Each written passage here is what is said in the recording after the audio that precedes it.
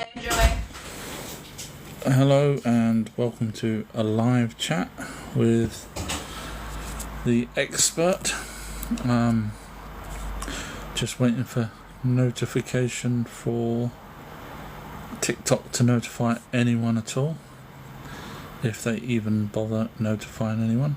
And of course the background's slightly different today. I've just started this live, and it's one of those lives where you can come up and chat. So I'm just waiting for the amazing moderator to come on. I must remember to turn the volume up. So hello everybody. Hope you're all okay. So I am that guy, if you don't know who I am, that does those videos. There's a guy that's really wound me up.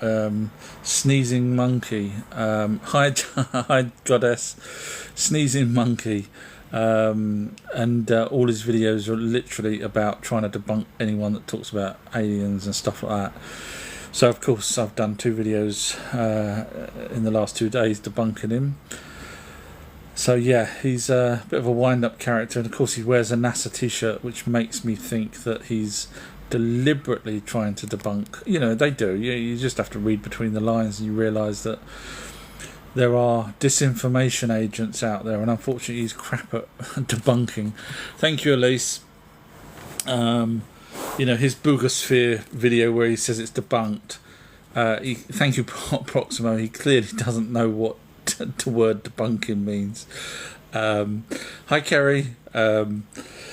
So yeah, he's not the world's greatest at debunking people. Andy's wrote hi, our true history. Hi, Andy. And Lisa's wrote hi, our true history. Hi, everyone.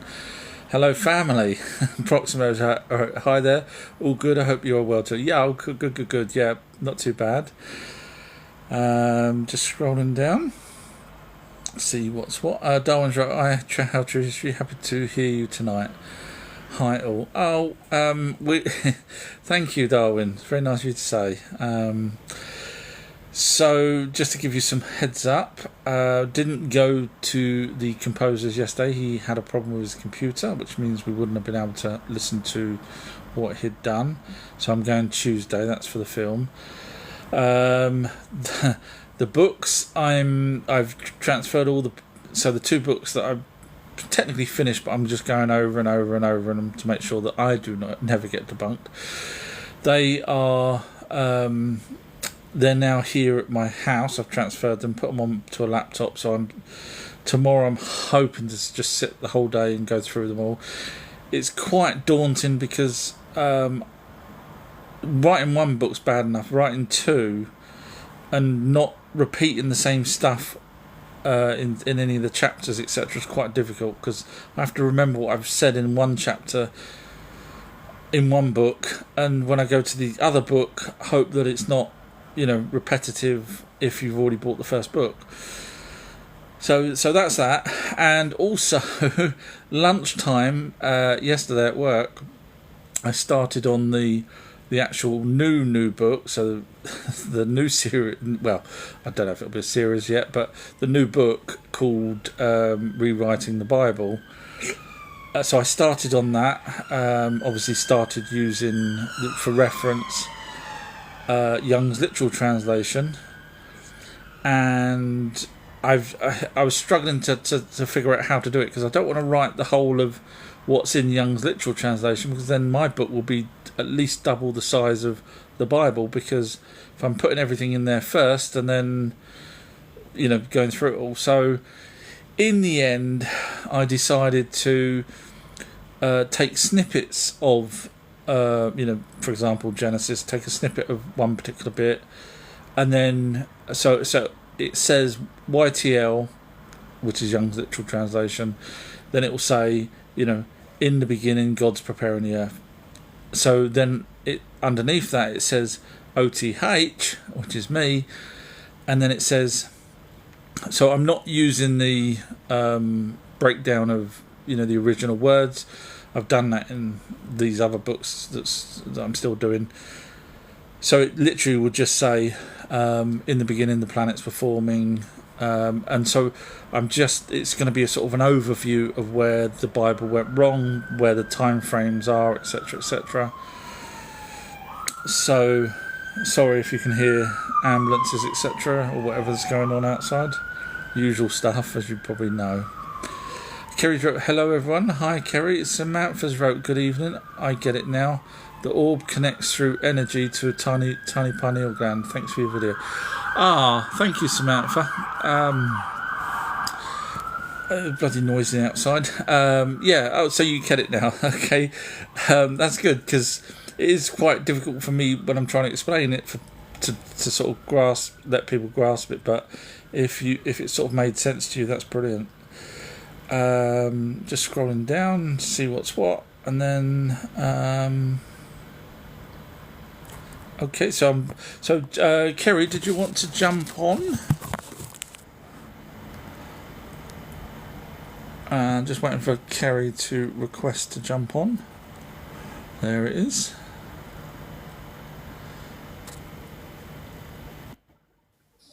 And in 3, 2, 1.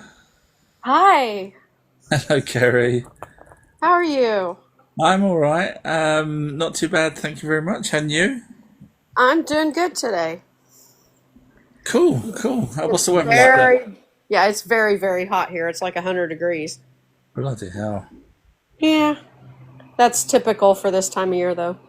So I'm trying to stay inside under the air conditioning. Yeah, I don't have that. Each year I think I should buy one, but before you know it, the 5 days of hot sun is gone, so it's not worth it here in the Oh, UK. if you don't have one here, you're really going to suffer because Yeah, it's typical to have 100 degrees plus from generally it starts the 1st of July, but we've had a lot of rain, so it's held it down. But generally from July all the way through to September, it's 100 plus every day. brilliant. Just what you need. Yeah, you get used to it though. Oh yeah, we melt here in the UK. Our 5 days of sun, it's terrible. Try living here and going through it for 2 to 3 months every day. No, I think as the Anunnaki once said, sod this for a game of soldiers. Yeah. Well, and then even here in the wintertime, we can get down below zero for days. Yeah, we moan here, but yeah, not so bad.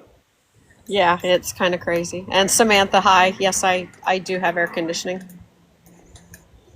I just saw Samantha wrote, I watched the full 3-hour video now. Brilliant. Brilliant. Oh, well done. Thank you, Samantha. I'm glad you enjoyed it. Great. Thank you. Samantha's absolutely loved the circle stones. Amazing information. Yeah, he's really good, Michael Tellinger. Yeah, I like Michael. Samantha's wrote, do you have... That was to Kerry. Junior's wrote, I believe fallen angels are aliens. I have actually done a video called Fallen Angels Solved, and so it is actually the Ajiji, which is the younger Anunnaki. If you're interested, you can go to my website and watch the documentary. Or I can waffle on and explain why. Eoma's wrote, did Annabelle Dole claim a victim? I don't know. Kerry, any ideas what that's referring to? No, I'm not sure I at think there all. was a possessed doll, if memory serves me. The problem with that is how would you know if it was to do with the Annabelle doll? I think there's a film called Annabelle as well. I don't know whether it's based off of the doll. Thank you, Gary. So yeah, I'm afraid I'm not an expert on Annabelle. Sorry. That guy's wrote, any thoughts on the Mandela effect? Kerry, what's your thoughts on that? Well, I have seen some that are actually true. There's a couple in particular that I know of, and it's mainly here in the United States. But Do you remember the Bernstein Bears, or was it the Berenstain Bears? yeah, that one I do remember the bears, but I never really paid attention to how how they were actually, spelled. So that one I'm not real sure on. There is one here for a product called stovetop stuffing, and that one I've actually seen that there are problems with that one. There's two different spellings. There's one from back when I was a kid, and now it's totally different. And the company says they never changed it, but I've actually seen where they did. Okay. And we used that product a lot as a kid. I still use it now. So yeah, I know there's a difference on that one. Right. For me, the Back to the Future, I'd watched that. I kid you not, probably about 150 times. Honestly, I'm absolutely not kidding you. And when I found out there was a Mandela effect, I watched it, and it was Michael Strickland touching when he was calling Michael J. Fox a slacker in the hall. Normally, well, all the other times I've watched it, his nose gets really close to Michael J. Fox's, but on the Mandela Effect one, he actually touches Michael J. Fox, which I'd never seen before. So that freaked me out a bit. So I do think there is something not quite right in the world.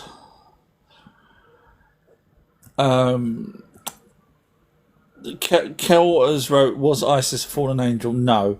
So Isis was the granddaughter of Marduk, and the Ajiji, which were the actual Anunnaki. Thank you, Lioness. The Ajiji were the sons of Anunnaki, proper gods. That's their race name. Sorry for the noise outside. So whereas Isis was actually a descendant off of Marduk and a human woman. We know that because Isis would still be alive to this day, but she's not. Osiris, even though he was killed, he would have been alive. Set would have been alive. Horus, or Horon, as his real name was, would have been alive, but they're not. They would have been in charge. That's it. Once Horus took over from Set, there would be no other pharaohs going down, because obviously their longevity of their life means that they would have stayed as, but they didn't. So those ones were part human. Thank you, History and Coins. So Isis was part human as opposed to, and part Anunnaki as opposed to full Anunnaki. So the Ajiji were the Maus that were up on Mars that came down and took the human women. Samantha's wrote regarding the owner of the Annabelle doll. The coroner said there was no suspicion. See, it's very subjective, isn't it? When you've got something that that it goes back to, for example, the Tutankhamun's tomb. You could look at it and go, oh well, all these people had died because of 30, 50 years later. And it's the same as the Superman movie. Christopher Reeve had his fall and died, and there was a stunt man that died, and da da da. You can quite attribute. Sorry, the bloody noise outside. I don't know if you can hear it. Sorry about that. Sparrow has wrote greetings. Hi, Sparrow. And that guy has wrote, I believe Mandela was in prison and were told he died to stop an uprising. Ah, right. Okay. So you're thinking that it may have... Yeah, okay. I see where you're going with that. The problem is there is other things that don't quite fit anymore. So it is a tricky one. Scrolling down. Doreena's joined and wrote, good evening. Hi, Dorina. Nice of you to join again. Doreena's wrote, why was there a flood? So according to the Anunnaki, you can go read various different texts to do with this. What they called the White Lands, which was Antarctica, they knew that an ice shelf was going to slide off when Nibiru was due round. So Nibiru was coming at its closest that it would have been for however many times prior. I don't really know how many times prior, but both Earth and Nibiru would have been fairly near each other. Not obviously still Mars in between, but and that they knew that would affect the ice shelf. So they allowed the ice shelf to slide into the water to create the deluge, which was again backed up now by Oxford University. They've actually said that there is the Great Flood was caused by an ice shelf. So they allowed that to happen because it would have happened regardless of whether or not they created humans. So in other words, it would have been destiny or fate. So they allowed it. So they didn't feel bad that we was going to die, because we would have died. Even if the Anunnaki didn't create us and we somehow evolved on our own, we still would have died anyway, because their planet was coming around and that was never going to stop doing what it was going to do, which was break off that ice shelf. So they never had, they had the ability to stop the ice shelf. They had what they called mooring pins in it to stop it from sliding, but once the decision was made to allow it, they had to remove the mooring pins so that when Nibiru came round, it slid off, created that tsunami, which was, according to the Anunnaki, as high as the sky. So you can imagine how high that was, pretty big. Kel's wrote, Kel has wrote, thanks, you're more than welcome. Mikey's wrote, good evening, our true history.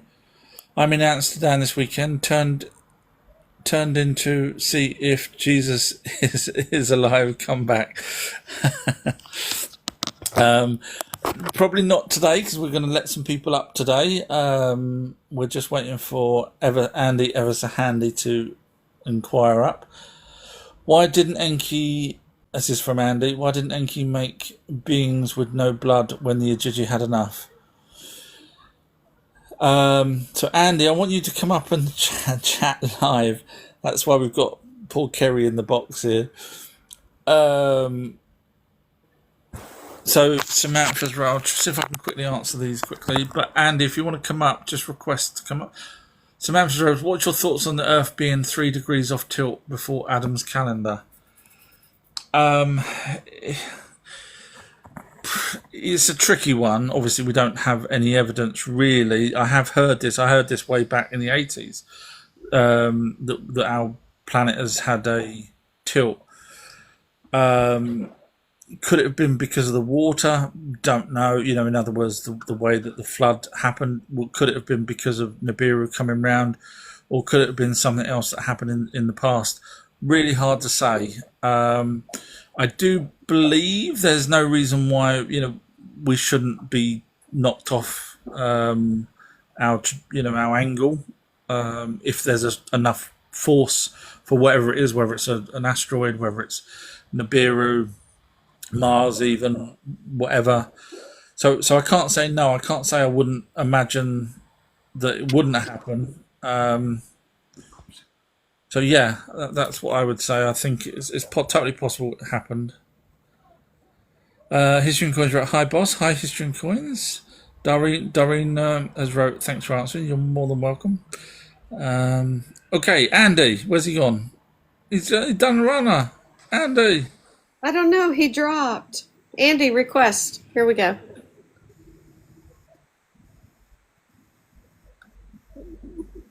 He's coming up. I'm just going to give everyone a bit of introduction to Andy. Andy needs no introduction. Hello, Andy. You alright, mate? Yeah, you? Not bad, yeah. Yeah, not bad, thanks. So Andy's been sadly watching all my videos, and Andy has become the next Trinology, who and another Brian, all those people that research themselves and come up with brilliant ideas, and Andy's doing the same thing now, which is great to see. And I know Andy's got some questions for me. Yeah. I've got loads actually, but we ain't got no time. Go for it. Well, one was about, like I said, when Inky created the beings with no blood. Like, why didn't he do it when Gigi didn't have enough? Was it possibly he didn't have the knowledge, or he didn't put it into practice? So just for everyone to understand what that's referring to, so when the Ajiji were here early on, they were doing the mining for the Anunnaki, for the elder gods, and they revolted. They complained early on. They was here for about 6 months, even though it's thousands of our years, but for them it's about 6 months. And they found the work hard. So they went to see Enlil, and they burnt their tools and all sorts of stuff, complaining to Enlil that it's hard work. So Enlil didn't know what to do, so he called his sister or half sister, and he called Enki over. So they had a little discussion, and Enki, there is a slight debate on this, but Enki comes up with the idea of creating a new human, a new species from an existing one that's already here. The problem with that is the tablets in called Enki and Nimna makes it suggest that it was his mother's idea, but we're splitting hairs, I guess. So they try for probably 10 years of our time to create a new species that can actually be smarter than the previous species, which would have been Neanderthal, so they could get them to help. So what Andy's saying is, why didn't they create a robot? Why didn't they create something else? So there is some text called the Descent of Inanna, which is where Inanna goes to hell. You'll know it as hell. It was a place where Ereshkigal and Nergal were, which is actually in South Africa. It was a lower world, underworld. So it was an actual place. So that's what hell was, or became known as. So she dies, apparently, there. And Inanna's maid, for want of a better word, went to Enlil and asked for help and said, look, your granddaughter's going to die or died. Can you save her? And Enlil said no. So she went to Enki. Well, she went to a few different people and they all said no, but she eventually went to Enki. Now, the thing is, Ereshkigal, there is an absolute sort of seems to be a rule that no one leaves hell. So that's probably why Enlil decided not to do it. But what Enki done was he created, there's a couple of different texts, versions of this, but one of them he took from his fingernails, the dirt, and created two little fly type creatures. The other version is something slightly different to that, but still created bloodless creatures. So Andy's saying, well, hang on a minute, if you can create bloodless creatures to go and butter up, because that's what they did, they went to butter up Ereshkigal, which was Inanna's actual sister who killed Inanna. They buttered her up, and she allowed the two, whatever they were, creatures, to give Inanna the food of life and the water of life to bring her back to life. So Andy's asked a really good question. Why didn't the Anunnaki use that kind of technology, whatever it was, to... because if they're bloodless, then the chances are they're not human, they're more than likely robots. Now, I can't answer it 100%. Is there another species that they created that didn't require blood in the way that we require blood? I don't know. Could that have been that?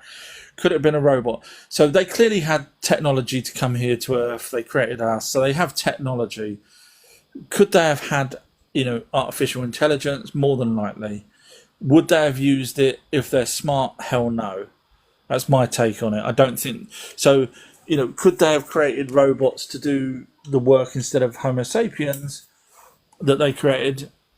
They probably could have, but that would have been, I think we should ban AI. I really do, but we're not going to. So we're going to end up in a really bad position. So what it was that they created, and again, you're going to probably point out Enkidu as well, which was also bloodless, that was created by the Queen of Heaven. Now, Enkidu was a bipedal creature taken from the essence of Gilgamesh. So, I think Enkidu might be misinterpretation because maybe the Anunnaki just had beards and no other body hair, and this Enkidu is like that hairy guy you see at the gym. okay. Yeah, no, I hear what you're saying. But the problem we've still got is, was it really referring to bloodless, or was it something that, because if it's bloodless, then unless there's a species that can actually live without blood, do we take it at face value that Enkidu had no blood whatsoever, but was still mortal because they kill him because he killed the bull of heaven, so he was put to death? Or was it bloodless because in there it didn't contain Anunnaki blood? It had like different blood. Maybe they meant that. I don't know.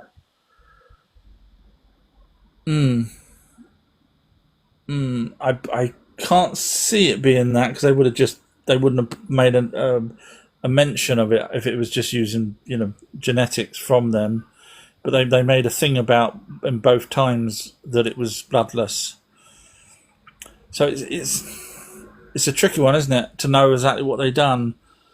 I don't think Enkidu was a robot, because he died, and he was worried about dying and stuff like that. So I don't think he was a robot. Or I mean, it could have been an android. They could have been androids, I guess. Yeah, like Iron Man. Something Yeah. like that. Yeah. But then your question then goes back to, why didn't they create androids to help the Ojiji? Yeah, true. It's just not enough info to know the answer to it, I'm afraid. But I don't know if we'll ever figure it out. But it's an interesting question, because we're right at the stage now with AI. I don't think we should be creating robots that can take our jobs. I think that's stupid. But had they already been there, had they already done that and decided never to do it again? I don't know. True. So it's a good question. I don't know if we'll ever be able to answer that, but it is a good question. Next question.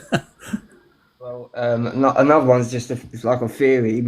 Like the Anunnaki done everything in circles. Like our solar system is evenly spaced, and all the planets get like shown as in concentric circles. Maybe they had the information to be able to use the outer planets as one big like power system, and it could draw power, say, from Orion. That's why Orion, so everything's drawn to Orion, and maybe the pyramid could draw the power from Orion with the help from everything they put up all over the planet. Really good point. The only thing I would say to that is, where people say it's Orion because they say, oh, two large pyramids and the smaller one off center. First of all, Giza Plateau has more than 3 pyramids, so that kind of ruins that. But the other thing is, if you look for, let's just say Alpha Centauri, and you look for, 5 little stars, for example, you'll find something somewhere that will have those 5 stars. So I do worry that people look at things and then look up and say, right, what can this match? And then they deliberately match it to it, not that it was deliberately done because it matches that. If that's my take on Orion. I don't think it is Orion. I just think there's many things out there that you could attribute to other star systems, but no one bothers because they're always looking for the 2 and the 1, which creates. But again, there's 12 other star systems out there that does have 2 and a smaller one, slightly off center or off the line. So, why is it Orion? Why isn't it one of the other 12 ones? But I hear what you're saying about the circles. That's an interesting point about the planets being in a circle. Is that is that causing any kind of energy Yeah. between the planets? It's an interesting thought. I hadn't thought of the You look planets. at a lot of like the ancient like temples and stuff from a bird's eye view. You can see concentric circles within the tops of like the formations and stuff. So they incorporate in that as well, and then you get like what they say sacred geometry patterns as well. Yeah, yeah, yeah, yeah. I mean, I don't think the Anunnaki would do something just randomly. I mean, you probably know that now. Everything they seem to have done is done for a reason. Doesn't seem to be anything that just because we don't know the reason. I think nothing's random. I think all as you say, all the buildings were designed in a certain way in a certain place to maximise whatever it is that they were trying to do, whether it's energy from the ground. Yeah, definitely.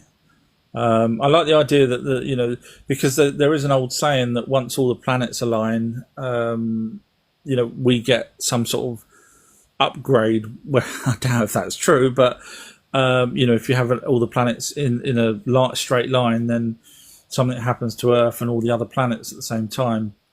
So, is that because of the motion of going around in our solar system gathering energy as it does? I don't know. Yeah. Good points. Good points. Yeah. And I watched that Michael Tellinger video you put up, Oh and yeah. when he mentions about Adam's calendar and like the tilt, it was like off by about like 33 or 3rd degree or something, and that made me think of the Freemasonry when he said that. That maybe Oh, that's what they're trying to say within that, trying to like remember that like they maybe started something before and after that change. interesting thought. Yeah.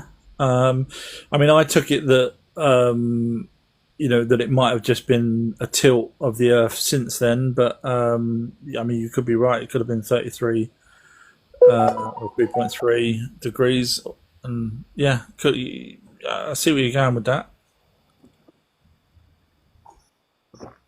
Yeah, that's about it for today, I think. Oh, brilliant! So you wasn't too nervous, was you?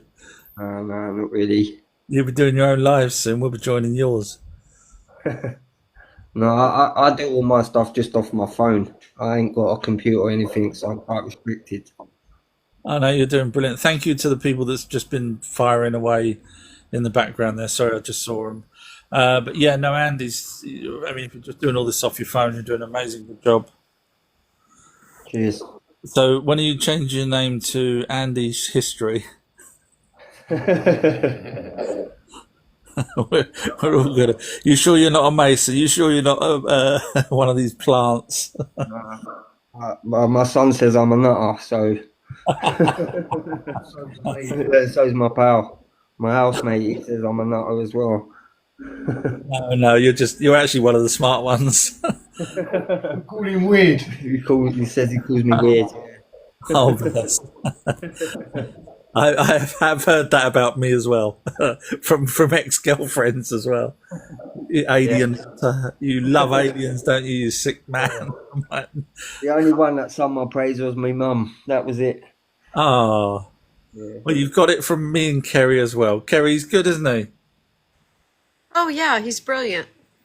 Cheers. He always is though. See that, Andy? Kerry knows. She reads your comments, so she said you're brilliant. Cheers. Oh, fantastic. All right then, cheers. I'll let you go and let someone else have a go. Oh, thank you, Andy. Brilliant. Well done. All right, Thanks, cheers. Andy. Cheers. Take care. Cheers. Bye. Bye. So if anyone wants to come up, the amazing Kerry will do her magic trick and let people up.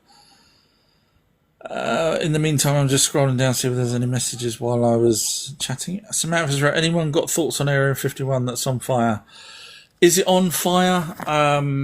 There's so much bloody fake stuff now. I'm not saying it isn't on fire. I'm just saying it's so much fake stuff that I'm really wary now of. Someone done a TikTok AI TikTok as if it's a news reporter saying TikTok's going to be banned in the UK from 11:59 p.m. You know, it's just, so I don't know if it is on fire.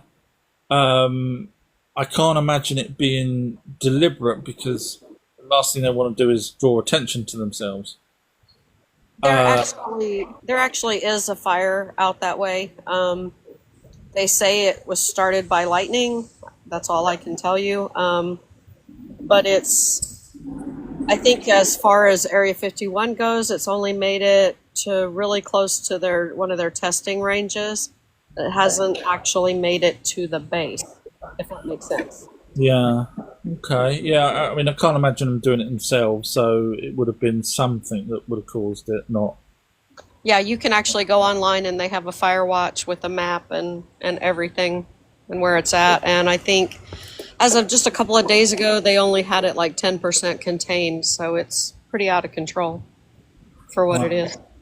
I bet they've got tech that they wish they could use to control it, but they can't because people are watching what's going on there. Yeah, I think something like that would probably be seen if they did anything. I mean, but they may be using something to, keep it away from the base itself if they have that technology. And also, they're probably not letting in any firefighters in to help, because the last thing they want them to do is find something that they shouldn't see or whatever. Yeah, I think, though, that Area 51 has their own fire department. I'm not even sure if it started actually in Area 51 or outside of it, because that place is so huge. Yeah.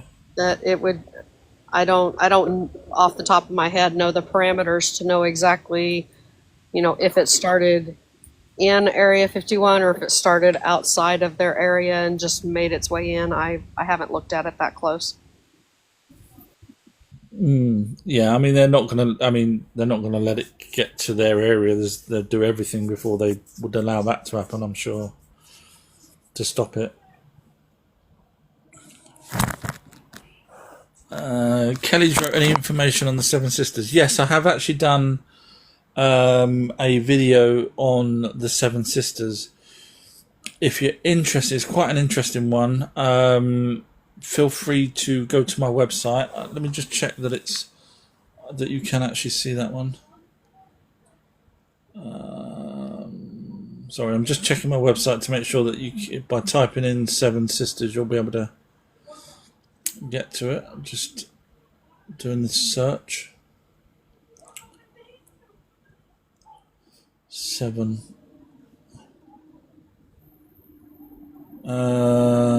Scrolling down, trying to find where it is, and then I can find the tree. Just making sure it's definitely labelled. Sorry. Why is it not? Let me try Sisters. There's lots of videos there. That's Sisters.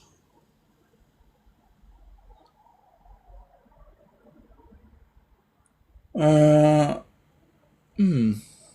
can't see it on my phone. Sorry guys, I'm just trying to find it. Why isn't it labelled? Should be there. Sorry guys, I hate not. Where the hell is that? Nearly there. I think I'm gonna get to it. Sorry, I'm just making sure it's definitely there. Oh, sorry guys, sorry. That's my OCD to make sure that.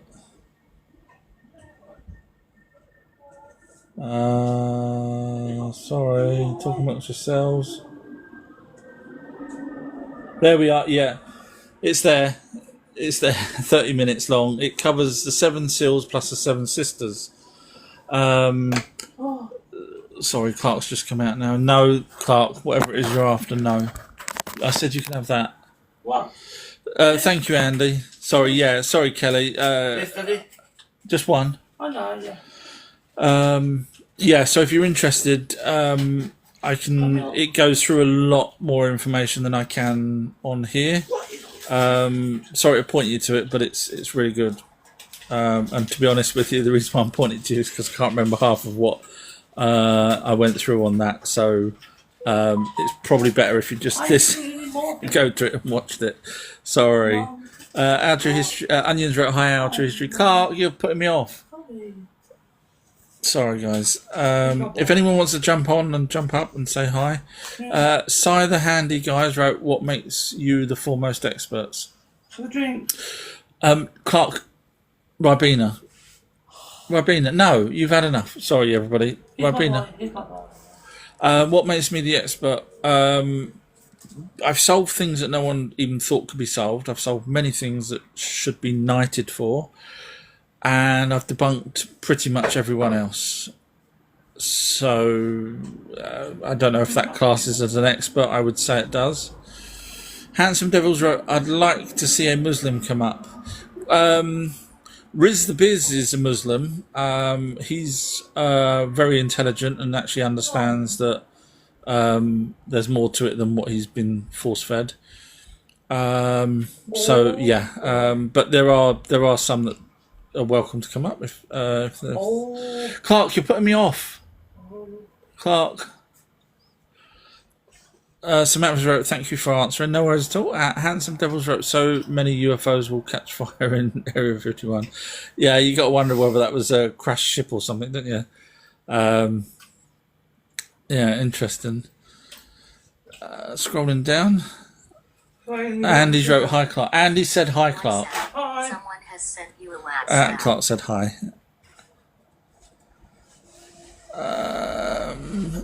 Did anyone see the... it was in America. Did anyone see... It was a while back. A guy with this hot air balloon type thing in the shape of a UFO. I just watched a documentary. I'd never heard of it before. Watched a documentary the other night on it. And it's called the Boy in the Balloon or something. And this family made it seem like that there was a boy inside this helium balloon that was shaped as a UFO that flew for about 2 hours. And of course the news reports, helicopters were after it, trying to see whether this poor boy, 6-year-old boy, was there. Anyone know of that story? I found it really interesting. I loved that program, actually. It was really good. History and Coins wrote, "Sorry, I've got the nurses want me off. Sorry." No worries. Is it? Hopefully it's not because of what we talk about. Fingers crossed you're okay. Brian's joined and wrote, but have clappy hands. Hi, Brian. Riz the Biz, in fact, has just joined. Funny enough, I was just talking about Riz. Thank you for mentioning me, the best researcher in the universe. No worries at all, Riz. And you're a very intelligent person yourself. So, yeah, I've got a lot of time for you because you're happy to look around and learn stuff, which is fantastic. Samantha's wrote, "I'm heading off to Patreon live. Have a good evening, everyone." Thank you, Samantha. Samantha, thank you. Brian wrote, "I was going to watch that documentary. The Boy in the Bub." Yeah, it was really good. I kind of skipped forward for first 15-20 minutes, but then once the balloon went up, then I carried on watching it. Here to listeners wrote, "Yeah, I recall the story. It was quite interesting how people do things for." I don't want to spoil it just in case you haven't seen it. It's on Netflix, or certainly in the UK it's on Netflix.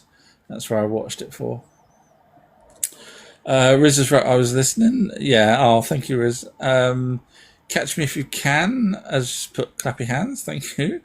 The Earth Lovers wrote, "I thought they said it was a hoax. Boy was not in there." Yeah, I mean, in fairness to the documentary, they did get both sides. They got the police side and then they got the family's side. So you sort of can make up your own mind. My mind was made up that I think it was a hoax. I think they deliberately did that for notoriety and maybe get a TV show out of it or something like that. Except the boy kind of slipped up, and then the mum so the boy slipped up on an interview, and then the mum was called in for questioning in the police, and she kind of admitted as well.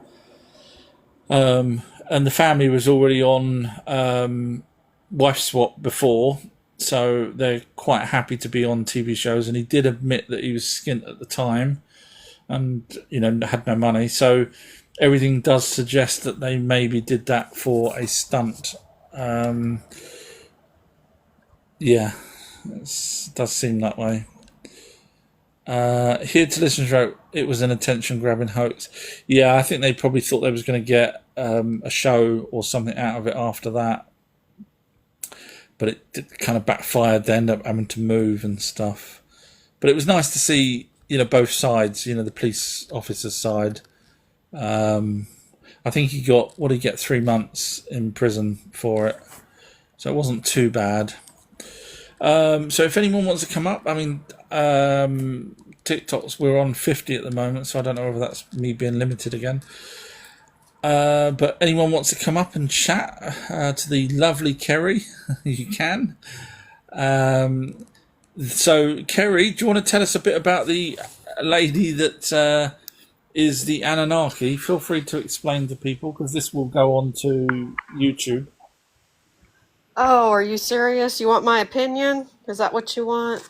Someone wants to come up, but we definitely want your opinion. Okay. Do you want my opinion first, or do you want to bring them up first? Bring them up first, and then before they disappear. Sure. But we won't forget your opinion, Kerry. And, okay. Archer History, thanks for having me up. No worries at all. How you doing?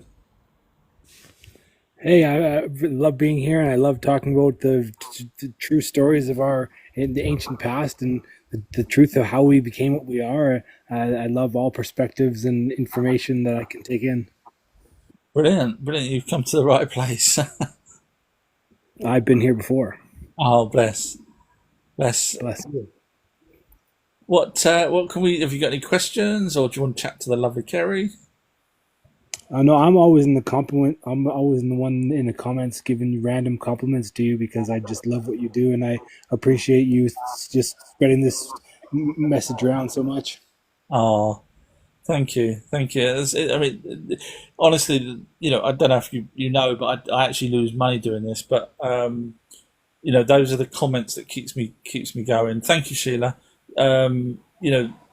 People like you and Andy, where you actually enjoy, learning something, it means a lot to me. Yeah, it means so much to me. I've seen different visions of how the next stage of conscious evolution will occur, and it seems like through this amazing technological advanced world we live in, we're so connected, we can share information so easily, but the right people sharing the right information and blowing up in the right way would just rapidly change things so quickly here. And I love seeing the truth coming out and people talking about it. Yeah, I just wish TikTok wasn't bought out by Meta, or part of it was bought out by Meta, because I think we're going to end up with it being people like me, and that will be shot down a little bit, because they'll class that as disinformation. Right. It's a shame, but yeah, I see what you're saying. It would be great if we could do that, but the problem is we've got people over here in the UK that tweeted something, and they put her in prison for 2.5 odd years, whereas bad people that do stuff to women and get away with it, literally get away with it. It shows that they want to try and stop this and make us be frightened to tell the truth online.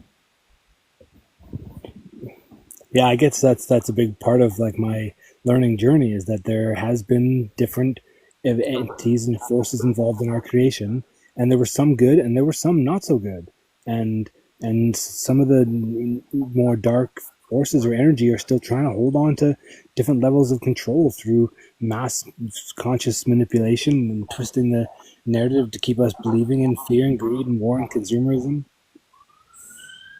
Yeah, that's the one thing that we have that I don't think any other species has is greed, isn't it? We want things just because we want them, as opposed to needing them. Yeah, so much so that it becomes narcissistic, and our lies and deceit and twisting the truth so we can stay in our fix, getting our control fix or whatever level of it's happening on such a massive levels now. It's alarming, really, the more I wake up to it all. What do you think, Terry? I'm sorry, think about what? I'm Uh, sorry, I stepped away for a second. I was grabbing my notes. oh, no, my bad. Sorry.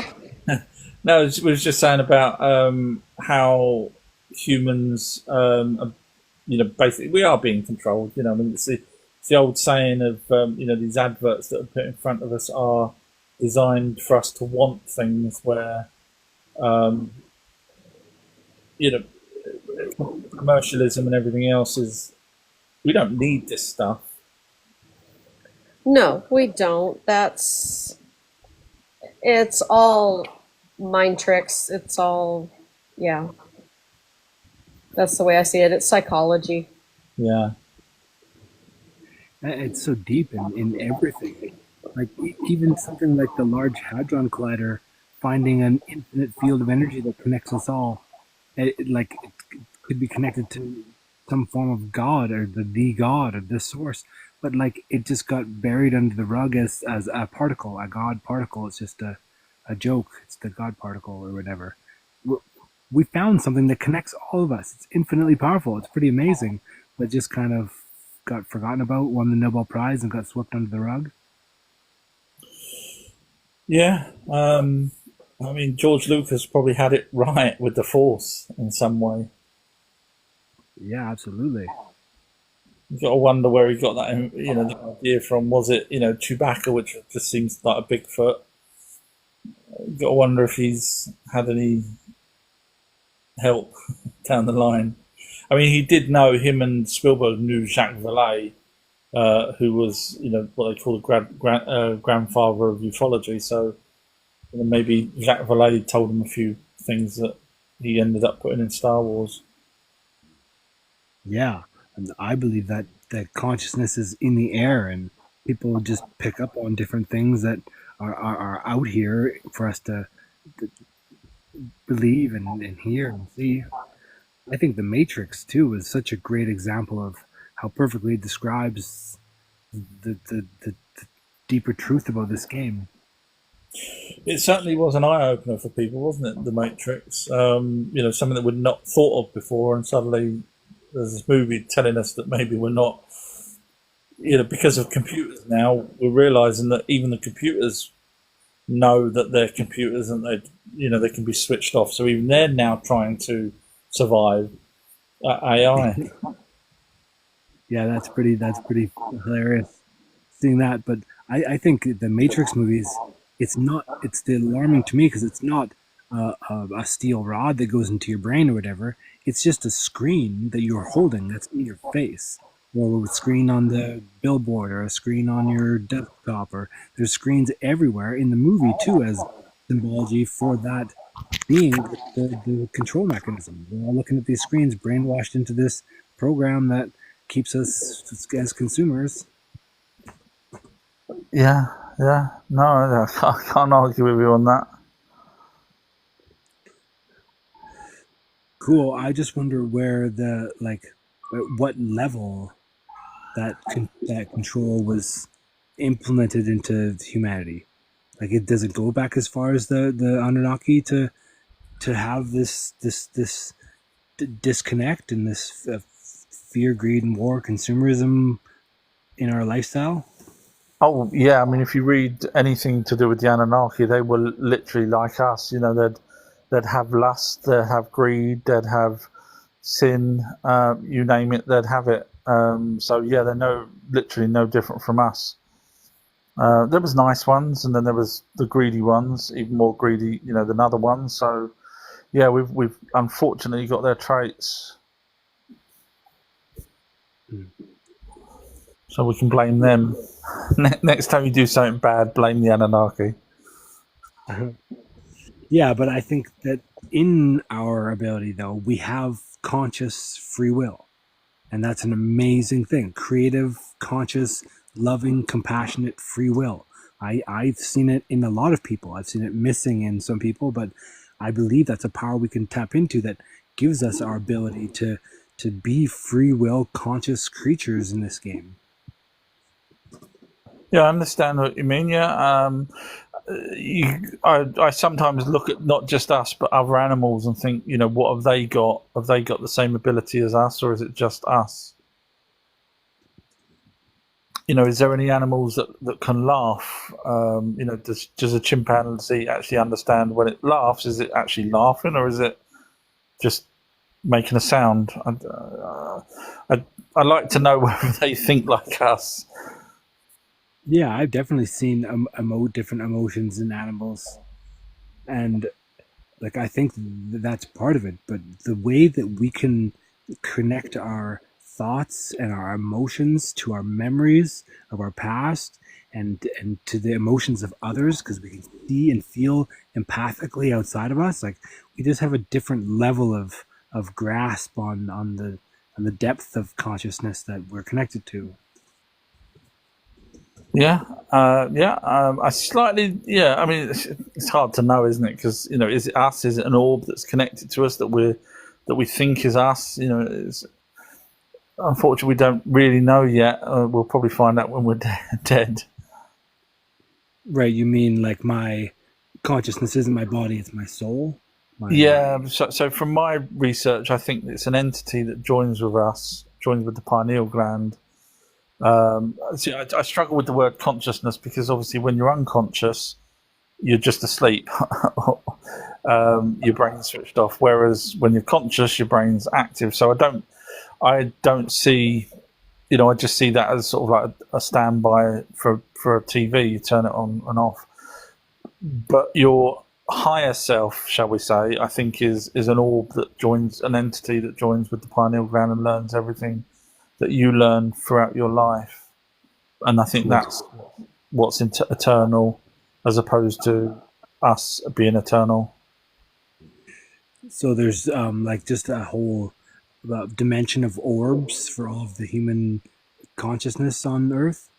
Well, if you go to the Emerald tablets, whether you believe those translations, I do, because they're at least 1,200 years old, and they're talking about things that we're still learning about. But it basically says that these entities join with people and then they reincarnate. They just go around and all they're doing is learning. And when they learn enough, they go up sort of another plane of existence, for want of a better word. So they're progressing, and they're more than likely made out of plasma from all of the people that sort of study these orbs. If from scientific point of view, they believe it's more than likely plasma. That makes sense. So do you think there's a purpose then to like this human game on Earth, this love and fear war battle game with this dark force or whatever? Like, do you think there's a purpose to this dimension and what we do as humans? Personally, I don't. I just think we're biological entities that just somehow manage to mingle with each, with cells and things like that to evolve into what we are now, or partly because of the Anunnaki. But I don't think there's anything to, whatever's happening, roll on another billion years, Earth will probably still be here, and there'll be a different species with having their own issues. And you could say, well, what about the dinosaurs? Did they have their issues with the dark forces and all that kind of stuff? So why is it just us? So I just think we're all on this, every single entity, even the dark forces entities, which I think would be something like the Jinn, they're going through their own fight. If you believe the Emerald tablets, they're fighting the light energy beings, the ones that join with us. So there's two entities that's mentioned in that Emerald tablets that they're fighting each other. So even they're having their issues. So I don't know. I just think, all we are is just biological, massive, mostly ugly water, as it has quoted from Star Trek. I've seen some that aren't so ugly, but I think about Christ as a human being, that like, and I've seen people in today's world like getting large groups of people together and doing like types of miracles, really healing people and bringing our positive, thought-filled, loving, compassionate energy together to like perform positive change in our lives and for communities. Yeah, I mean, there is a thing called manifestations, which is where people, pray for rain, and next day it starts raining and things like that. And even Uri Geller, was explaining that it's to do with manifestation. In other words, the consciousness. Now, whether that's us or whether it's us using the orb that's connected with us to spread whatever it is that we need to do to create the manifestation. But yeah, I have heard of that. Yeah, and I think if these orbs are connected to a higher dimension, they can bring in a higher level of consciousness, connecting with them. And if we can collectively connect with them and bring in our higher power, our higher energy, and collectively send out emotional signals, like our hearts are emitting emotional signals. If we all do it together, what if that's where like Christ had miracles that were occurring, and it wasn't some magic thing because he was the Son of God. It was us working together with our power. Yeah. The only thing is, I've done a video which is called "Who Jesus' Real Father Is," and from my research, I believe it was Marduk. So, any miracles that Jesus may have done may have been twofold. One, because he was a hybrid with possibly another alien race, the ones with elongated skulls, so a grey, for example. Or B, he could be using tech that his dad could have gave him to heal people. Right. That's just my take on it from my research. Cool. Yeah, it's interesting times, man, and I love being here to learn as we connect through this machine to share it all, as the machine starts evolving right in front of us as well. Oh no, thank you so much. I mean, it's brilliant that someone with an open mind like yourself can listen in and join in as well. Thank you, brilliant. Well, thank you, man. I'll be spectating always. Oh, lovely. Thanks, James. Take care. Bye. Thanks. Lovely person. We're lucky today. We haven't got any. So, Kerry, tell us about. So, give a bit of backstory on the person, because I would love to put this. I'll edit this bit and put this up on YouTube if you don't mind, and TikTok. Okay, well, normally I don't like to talk about people that aren't here, but in this case, I think I can make an exception. Now, she's the one, her name is Kishara. She says that she's a direct descendant of Inky. It's kind of funny, she's done 2 different talks with another guy on TikTok. And she's gone into quite a bunch of detail, more detail than she went into with us when she was here. Now she's claiming that she has 0 human genetics. How that is, I don't know. She says that she was born on Camp Lejeune, which that's in the United States. They've had problems with the water supply was severely messed up with chemicals and all kinds of stuff in there, so much that there's class action lawsuits against Camp Lejeune. But all I can find on Camp Lejeune is that it was contaminated water, but she says that she was exposed to 83% higher radiation than people should have. I've never really seen that many claims on Camp Lejeune about radiation, so I'm not sure where that comes from. Also, she puts up a bunch of evidence that she says that shows, who she is and what she does. Her birth certificate is under one name that's not her. It does have the right birth date and birthplace, but that's not her. She did a name change at one point in 2021 from a different name that's not her birth name to the name she has now. So that's suspect to me, because where is the name change from her supposed birth name to the second name to be able to change it to what she's using today, if that makes sense.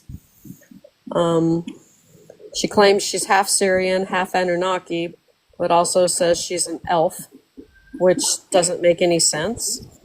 She says she's an archaeologist, but all she has posted is a certificate from a company called Allison, which is an online learning course that you can take for free, which does not add up to college level courses at all. And it says she graduated with her certificate in Introduction to Archaeology. And that was just last year. So how she's an archaeologist, I don't know. When I go through her stuff, the main problems that I have with her just starts with her origin story and where she says she's from and who she is, to where I don't even really need to get into the outrageous claims that she makes, if that makes sense. If she has 0 human genetics, how is she claiming that she's an R1b haplogroup? You can't be in an R1b haplogroup if you have no human genetics. That's confusing. She says that she was a test tube baby. This is in 1971, by the way, via CRISPR technology. We didn't even have in 1971. And test tube or in IVF was not even a common thing back then, so I don't even understand that. So, I mean, just that right there gives me problems. What was just? Can you give us 1 or 2 of her outlandish claims, Um, other than the fact that she's Syrian and Anunnaki and? yeah, that Inky came to her in 2019, that she didn't even know who Inky was, and that she didn't believe in aliens per se. Inky came to her in 2019, took her to an underground room and did something to her brain to cause her to remember all this stuff. And Inky started teaching her stuff. That Inky is a geneticist. He wants to resurrect Tiamat, and that Tiamat is Inky's great-grandmother. She says that we are not the human species, that that's actually Bigfoot. That the Ajiji are actually called Aptulu or Aptalu. I have no idea where that word comes from. I've never heard that. Billy Carson. Okay. Aturu. Okay. Yeah, Billy. And that Noah actually built 120 arks, not just one. And that the ark that has been found in Turkey, supposedly, that's only one of the 120. So she says that's legit. Her last talk was about what's going on with Earth, and that we're going into a cataclysmic phase where it's going to essentially wipe out most of humanity due to earthquakes, volcanoes, and floods. And she said that's going to happen within the next 4 days. And from the time of the recording, that would be next Tuesday. So basically, Enki wasted his time, even though he's dead, wasting his time making a remember stuff if we're all going to die in the next. Well, but that in Eridu, that's where Inky's temple is, and buried under the temple, she's supposed to find the tablets that would teach her how to essentially rebuild the human race after all this happens. But she doesn't have that, and she doesn't know what she's supposed to do to rebuild the human race, and it's supposed to be gone in 4 to 5 days. I mean, she has very limited time to get to Eridu, don't you think? Sorry, I can't help but laugh. I'm sorry. And that because she knows this cataclysm is coming, that she talked to Inky, and he agreed to send a colony ship that's actually here now to save some of humanity from whatever's fixing to happen, but it can only hold people for 2 weeks. So technically, within 2 weeks, she's supposed to go to Eridu, find these tablets to save humanity, put everybody on ships that'll only hold them for 2 weeks, and be able to save the planet and restart humanity in 2 weeks. I mean, I'm sorry. Stop me if I don't understand. I really don't. But then she says that, because he had asked, well, what do people do to save themselves from all this, catastrophic stuff that's supposed to happen? She tells everybody to go to the Rockies and get high up, or to go underground into caves. Now, how much sense does that make if she's talking about, oh gosh, what's the volcano that's Yellowstone. Yellowstone? Because she's talking about Yellowstone. Thank you. So why would you go to the Rockies and get high up if Yellowstone's about to blow up? I mean, wouldn't you be gone from that in itself? And if there's earthquakes and floods, why would you go underground into caves? I don't understand. I just don't get it. And that was Kishara, ladies and gentlemen, that Kerry's talking about. Feel free to follow her and be confused to hell by the sounds of it. I mean, when she came on here, obviously me and Kerry both quizzed her, and she would change the subject, which I don't like people doing that, because it means they're not prepared to double down on whatever it is that they're talking about, and that winds me up. Yeah, and I wish I would have had all this information when she came up, but I obviously didn't, because I didn't know really who she was, so there was no reason for me to know. But I'm sure that now she's not going to come back because we're not entertaining what she says. Yeah.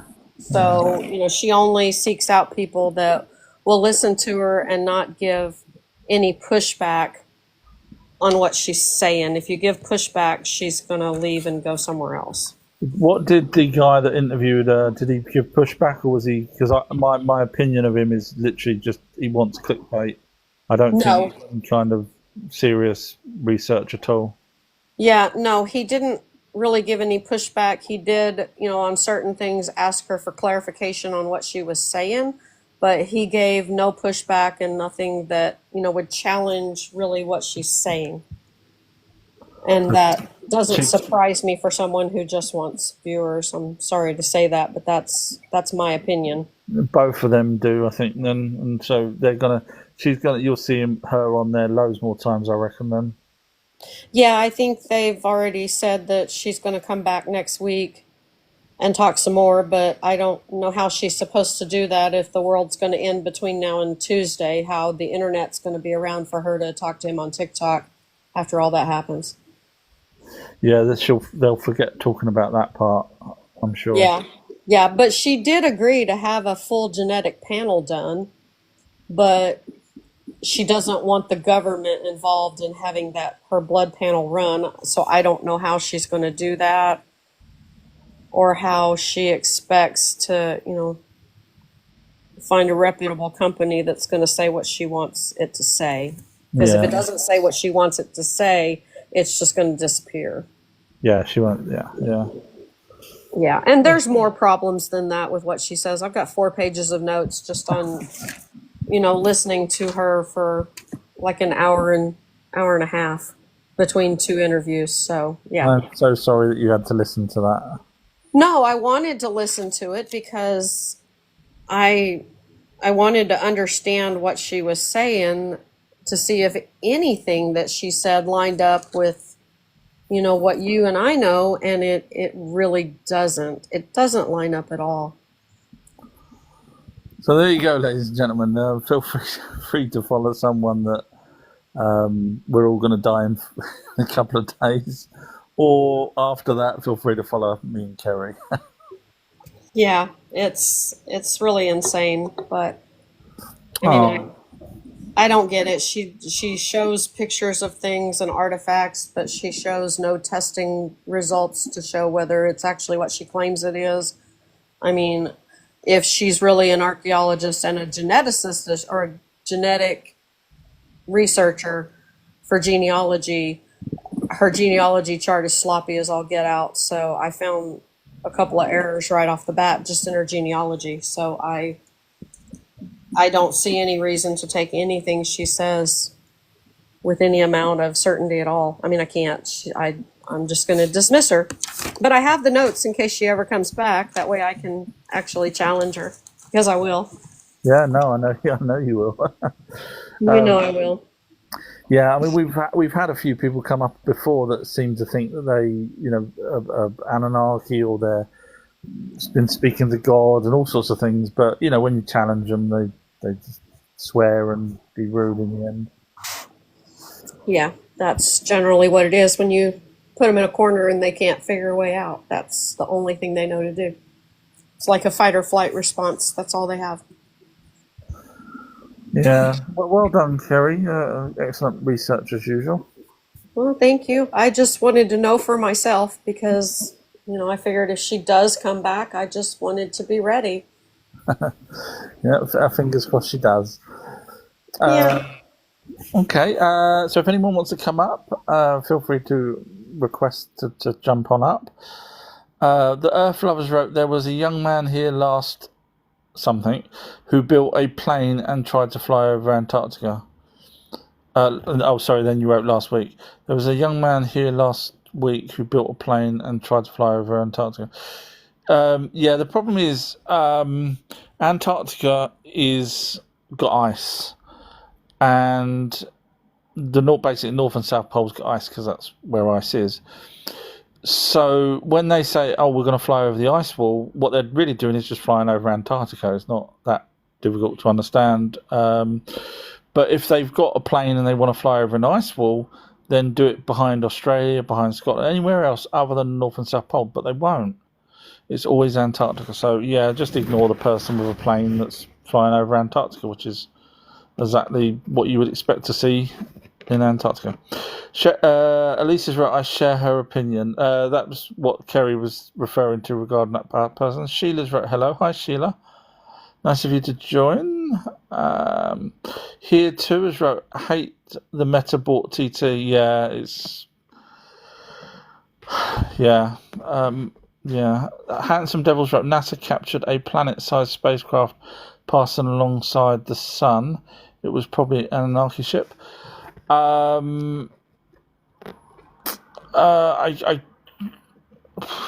don't think the Anunnaki have the ability for planet-sized. I think it would have been a different one, personally. I can't imagine it being the Anunnakis.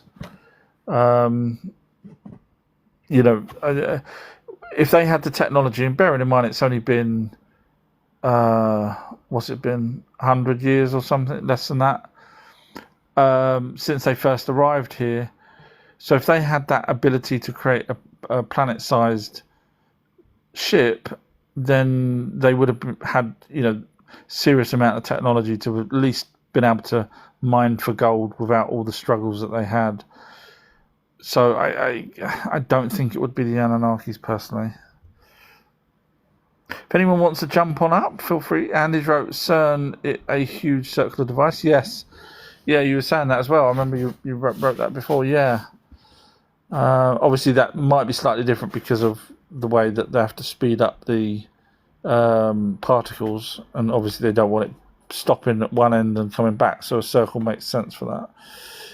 Clark just wrote kooks. I'm guessing that was the person that pretends that they're Anunnaki. Nicole Ells wrote, hello, Outer History. Hi, Nicole. Nice of you to join. Hope you're well. Riz just wrote, sorry guys, I've got to go. No worries at all, Riz. Thank you for joining on. Scrolling down, if you want to jump up, just request to chat.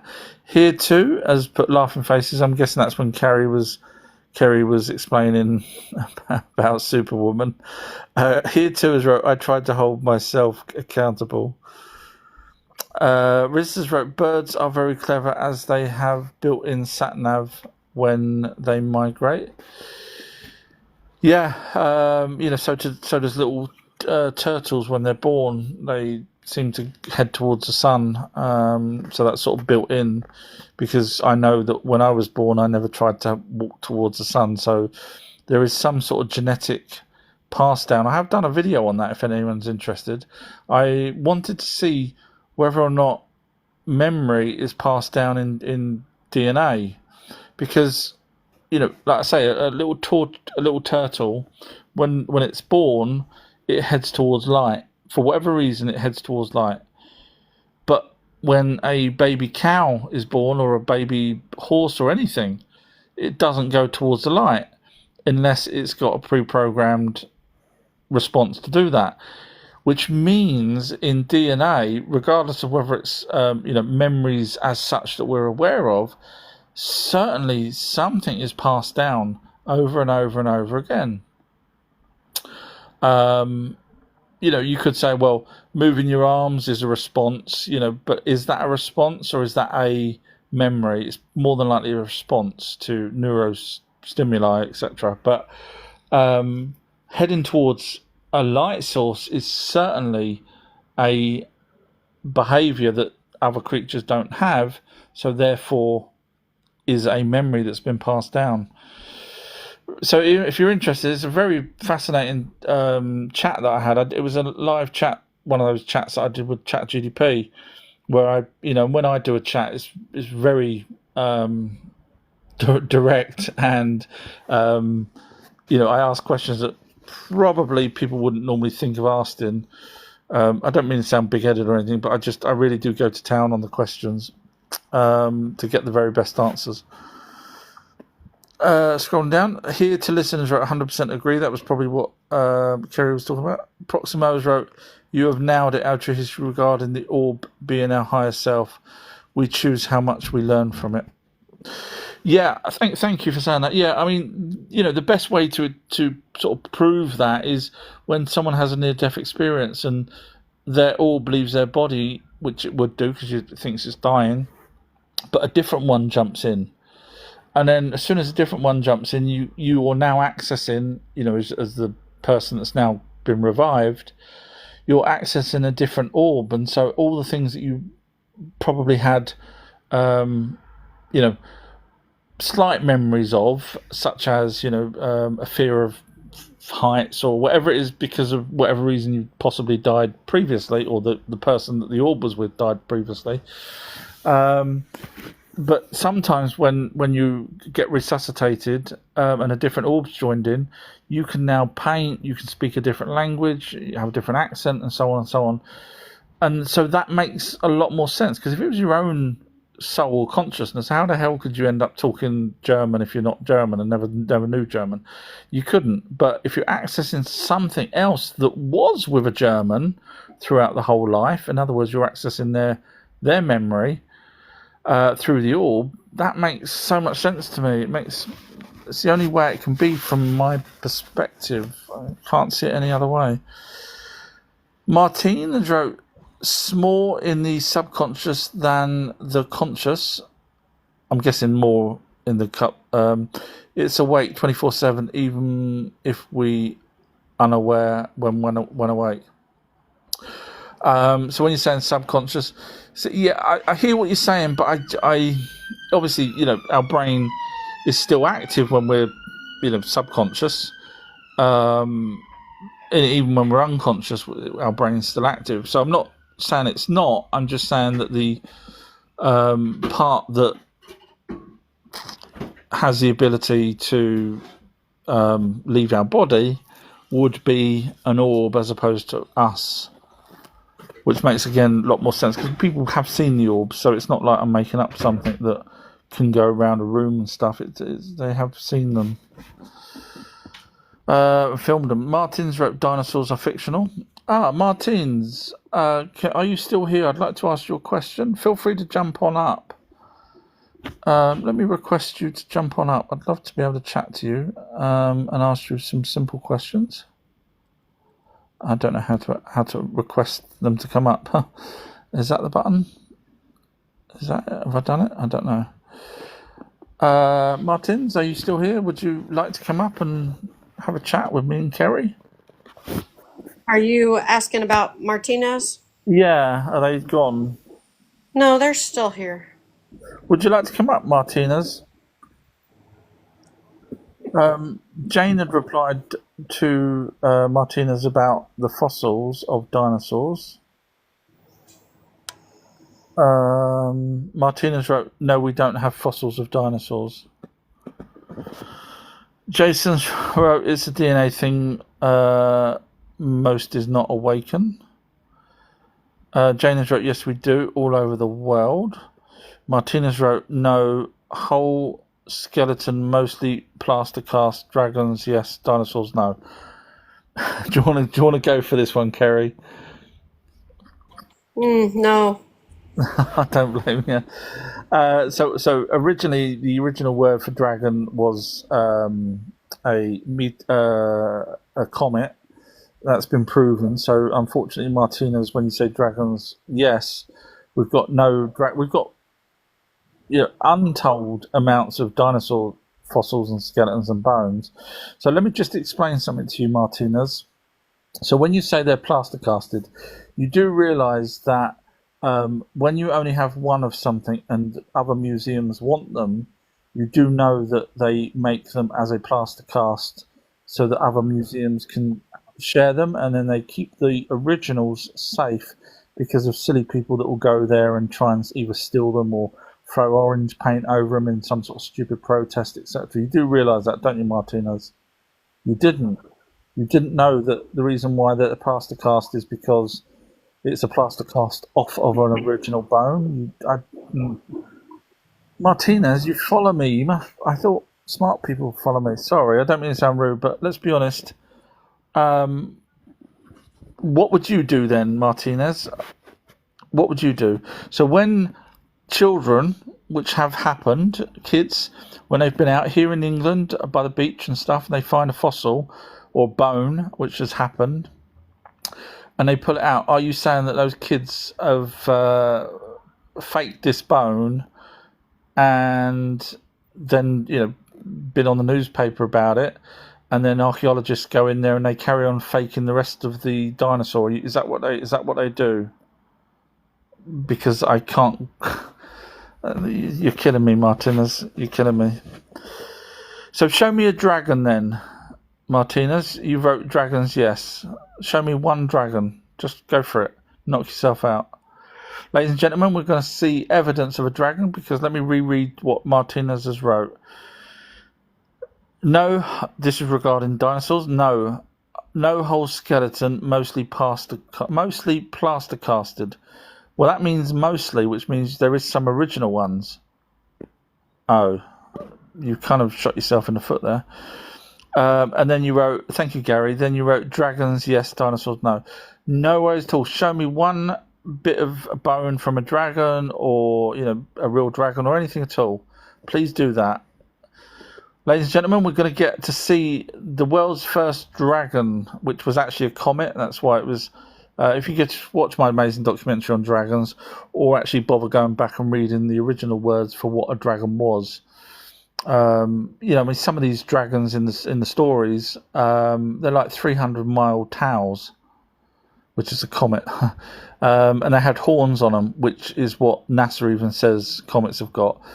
So that's all it was. The Anunnaki called them dragons, and they had horns, and they had long tails, which is what a comet is, and they were in heaven, which is space. Sometimes they came to Earth, and they became a demon when they entered Earth's atmosphere. That's all it was. Proximus wrote to Martinez, so it's yet another conspiracy, is it? Dinosaurs? Janus wrote to Martinez, sorry, I'm interested in reading these.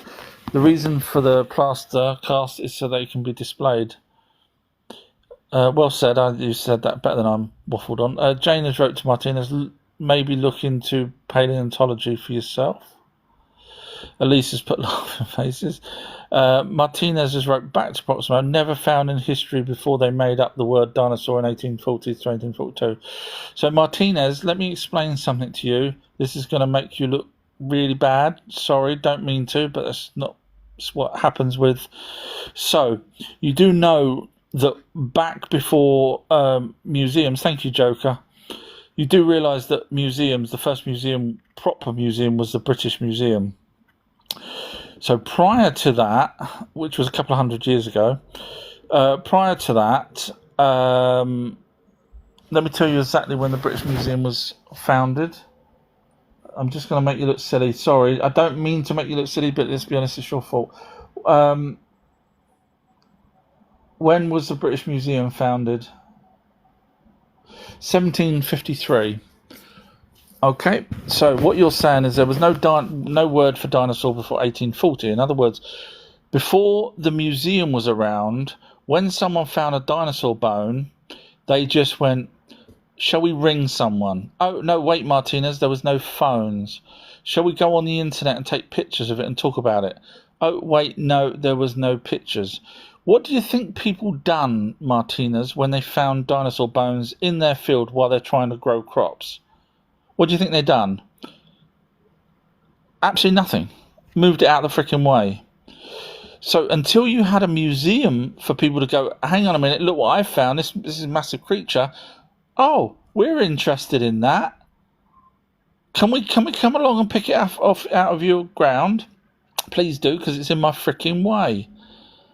Martinez, what would they do prior to museums? Tell me what tell me. So Martinez now realised, oh yes, it does make sense that back then, when you had no internets, no phones, people in the middle of nowhere had no access to newspapers or anything like that. They just left them. So Martinez is now thinking, yeah, that does sound stupid. I was listening to other YouTubers. That's why I do follow you. I should not ever listen to anyone else from now on. Martinez, good idea. Good idea. Lisa's wrote, yes, our true history. I'm not sure what that was referring to. Andrew's wrote, good evening, host, and everyone else. That's Andrew Brown, different Andrew from the other Andy, ever so handy character. Scrolling down, AJ's joined and wrote, hello everyone. Hello AJ, nice of you to join as well. Elisa's put laughing faces again. Me too has wrote, she's going to be busy. That's to do with the Anunnaki woman that's part Syrian, part test tube, part radiation, part big S on the front of her t-shirt. Jane has wrote, I'm surprised she only needs 2 weeks. Andrew Brown's wrote, is it a DNA bank with a handful of caretakers? I'm guessing you're on about the Ark. I'm guessing. I don't know. Sorry. I'm slightly behind because we had someone up. Feel free if you want to come up and chat. Proximo's wrote, not true. The word origin has many sources, including Greek and Sanskrit. I'm looking forward to I have done a video on all of this Proximo, but I just can't remember everything that I've done. But I have did a video going through dinosaurs being real, because I got fed up with people saying that dinosaurs, we can have elephants. Oh, we can have elephants, but we can't have a bigger animal. It's just ridiculous, isn't it? And not all of them were bigger. There was many dinosaurs that were smaller. Oh, well, they're okay. We're allowed the smaller ones, but not the bigger ones. Oh dear. Earth 123 is right. I heard about getting to a higher ground from high-level military people. Yeah, don't worry about it. You've got more worries about the government than you have anything else, really. The Earth Lovers wrote, earthquakes and volcanoes no doubt go underground, but she's fear-mongering, so I will listen to... I'm trying to find the next bit. There's no next bit.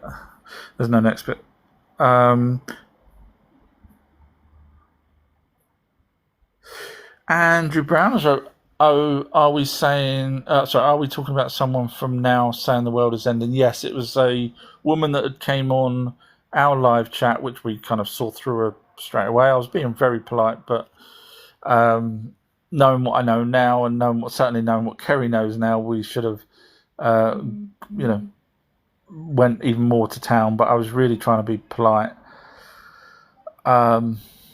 because she followed me, and I try and be nice to people that follow me, but I didn't realise that she would then carry on and go off to someone else that's, a clickbait YouTuber, and try and say the same old crap. Coco Bells wrote, "Oh, this is half Anunnaki woman. I don't know who is buying that." Yeah, hopefully no one. Mandabrot has wrote, "What is this?" I'm slightly behind on the messages, so probably when Kerry was referring to someone that came on our live before. Andrew Brown's right. Is she coming for money to disappear with? Is she scamming for money to disappear with? I don't know.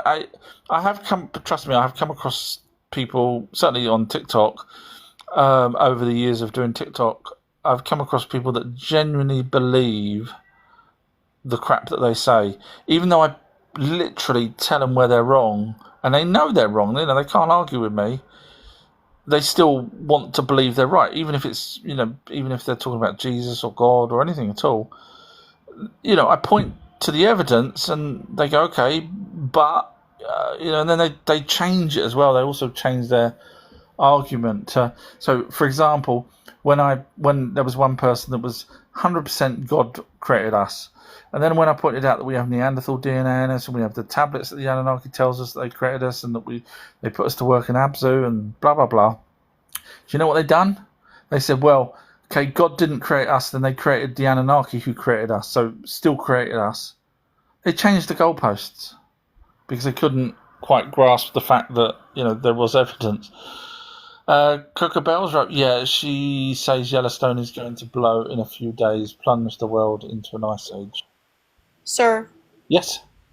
in her defense, she does say she doesn't want money from anybody, although she does have a foundation that accepts donations.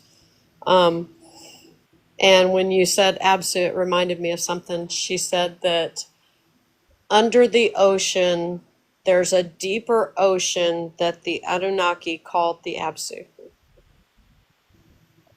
Oh, well, then we're okay. So if that's the case, then we're all scuba divers back in the day, because obviously they put us to work in the Absu. Yep. Yeah. So yeah, obviously. Thank you, Kerry. Yes, yeah. Earth has wrote Earth 123 just in case scenario, or get between two mountains in the case of other scenarios like bad air. I think, to be honest with you, I think if I knew something was going to happen, I'd just stay put and do what some of the people on the Titanic done, was just go to bed and be done with it. Because, it's all this, you imagine trying to survive. Let's just imagine a zombie apocalypse, or, a catastrophe, or where the banks go down and the food goes down and we're all fighting each other. I'd rather just go as quick as possible than try and hide from other people and try and survive by bumping off other people that keep coming, trying to find me, and all that kind of stuff. To me, you're going to have the rest of your life is going to be perpetual fear for whatever reason. If there was a Yellowstone issue, you're going to end up being in teams, but other people that will want your goods that you've managed to survive and get your whatever kind of food you've managed to store. Another group will just come along and kill you lot. So, and then another group will kill them lot, and it's just yeah. I would rather just be done with it, to be honest with you. Andrew is right. I often speak to God when I bang a toe. He never answers back. I'm glad you. I weren't sure where that was going. That reminds me. I don't want to say it, it's rude. Yeah, I'll move on. Martina's wrote, Ark made of gopher wood found in North Florida. Yeah, unfortunately, it's not actually. We did a whole live chat a week or so ago where it turns out that there is no such thing as gopher wood in Florida. Sorry, Martinez. Feel free to follow and actually learn. I don't mean to sound patronising. I know you follow, but actually listen to what I say instead of listening to other people. Go look up Go for Wood in Florida and then come back and say, oh, crap, you're right. That's some numpty on YouTube. Me Too has wrote, there is a guy who is going to bring Santander through ChatGPT tonight. He's probably got another phone or something using, I would imagine. Cooking Driver has wrote 15 minutes, then I'm off. I mean, if you want to come up and chat, feel free to do so. Kerry's explained to Martinez, it's Go for Wood and no one knows what that is. Yeah, so it's not actually Go for Wood, it's Go for Wood, which is correct. Martinez wrote, Moses floated in a pitched bulrush basket, found South Africa the kind of bulrush plus surface plus tar pits. Not quite sure where you're going with that. Oscar, scroll down. Here to listeners wrote, yes, here in Jacksonville Beach, Florida, we must keep lights off during turtle hatching. Yeah, I saw, I don't know what country it was, Indonesia or somewhere, where the turtles came out of the sand, because they're buried in eggs, and they come out of the sand and they see street lights and they head towards the street lights. It was a horrible program. And these poor little baby turtles end up down drains because they're trying to cross roads and they end up in drains. Poor little buggers. Yeah, it's very sad. Kerry's wrote, and salmon negative back to fresh water. Sorry, and salmon, the fish, navigate back to freshwater streams to lay eggs. Yeah, it's inbuilt, isn't it? It's got to be. Something's got to be inbuilt in us. And obviously it can't be inbuilt right from the get-go because obviously, we were probably single-celled organisms. So DNA does store something. Obviously it stores our patterns, but it also stores an inherent knowledge. Somehow it does. It has to. Here too is right. Absolutely lovely chats with ChatGPT. Thank you very much. I don't know if you listened to the one on Nibiru with ended up being Gemini. Oh, she was winding me right up. I wanted to go in there and slap her. Literally, she agrees with me, and then 2 minutes later, she's like, "No, no such thing," and I'm like, "You freaking agreed with me." It was crazy. Kerry's still asking Martina for the Go for Wood. Show me where the Go for Wood is. Andrew Brown has wrote, that's why we like you so much. You research and question everything and everyone. Thank you. Yeah, I'm not the only one. Obviously, Kerry and History and Coins and other people do, but not everyone wants to be on a live chat, I guess. But yeah, it's just the way I am. It's not that I don't believe everything that I hear the first time. It's just I want to see the answer myself and get to the very nuts and bolts of something. Sass has wrote, no oxygen going to the brain starts to drem. I'm guessing dramatically something. And then you wrote British Museum. No oxygen going to the brain starts drem. Or do you mean REM type sleep? Sass has then wrote British Museum. I'm confused on the two connections there. Sorry. And then Sass has wrote sometimes look better. I'm struggling on those three sentences. Sorry. Here too has put laughing faces, and then here too has wrote kids at your beach are smarter than a few in the chat.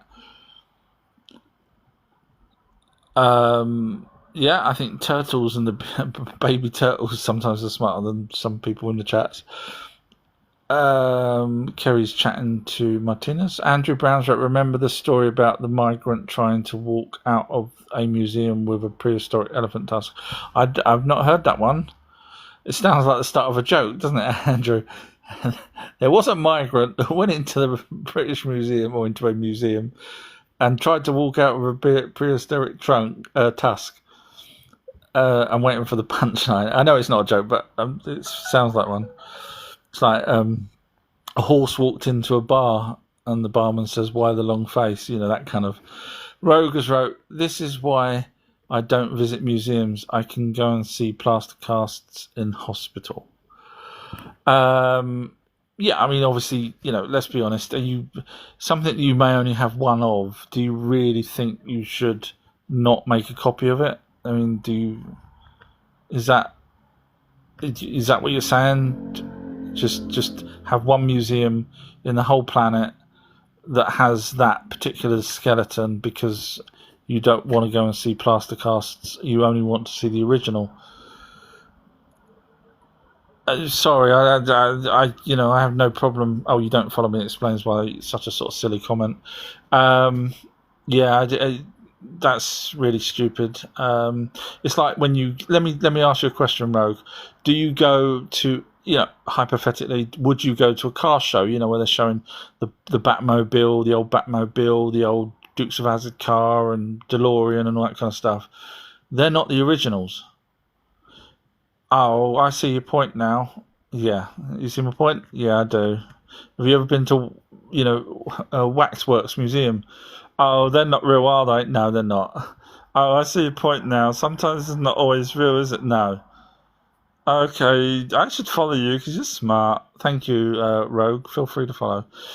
Andrews wrote in Paris. That was, I'm guessing, the migrant taking the tusk out of a museum in Paris. Wonder what he was going to do with that. Justice wrote, California is a dragon skeleton.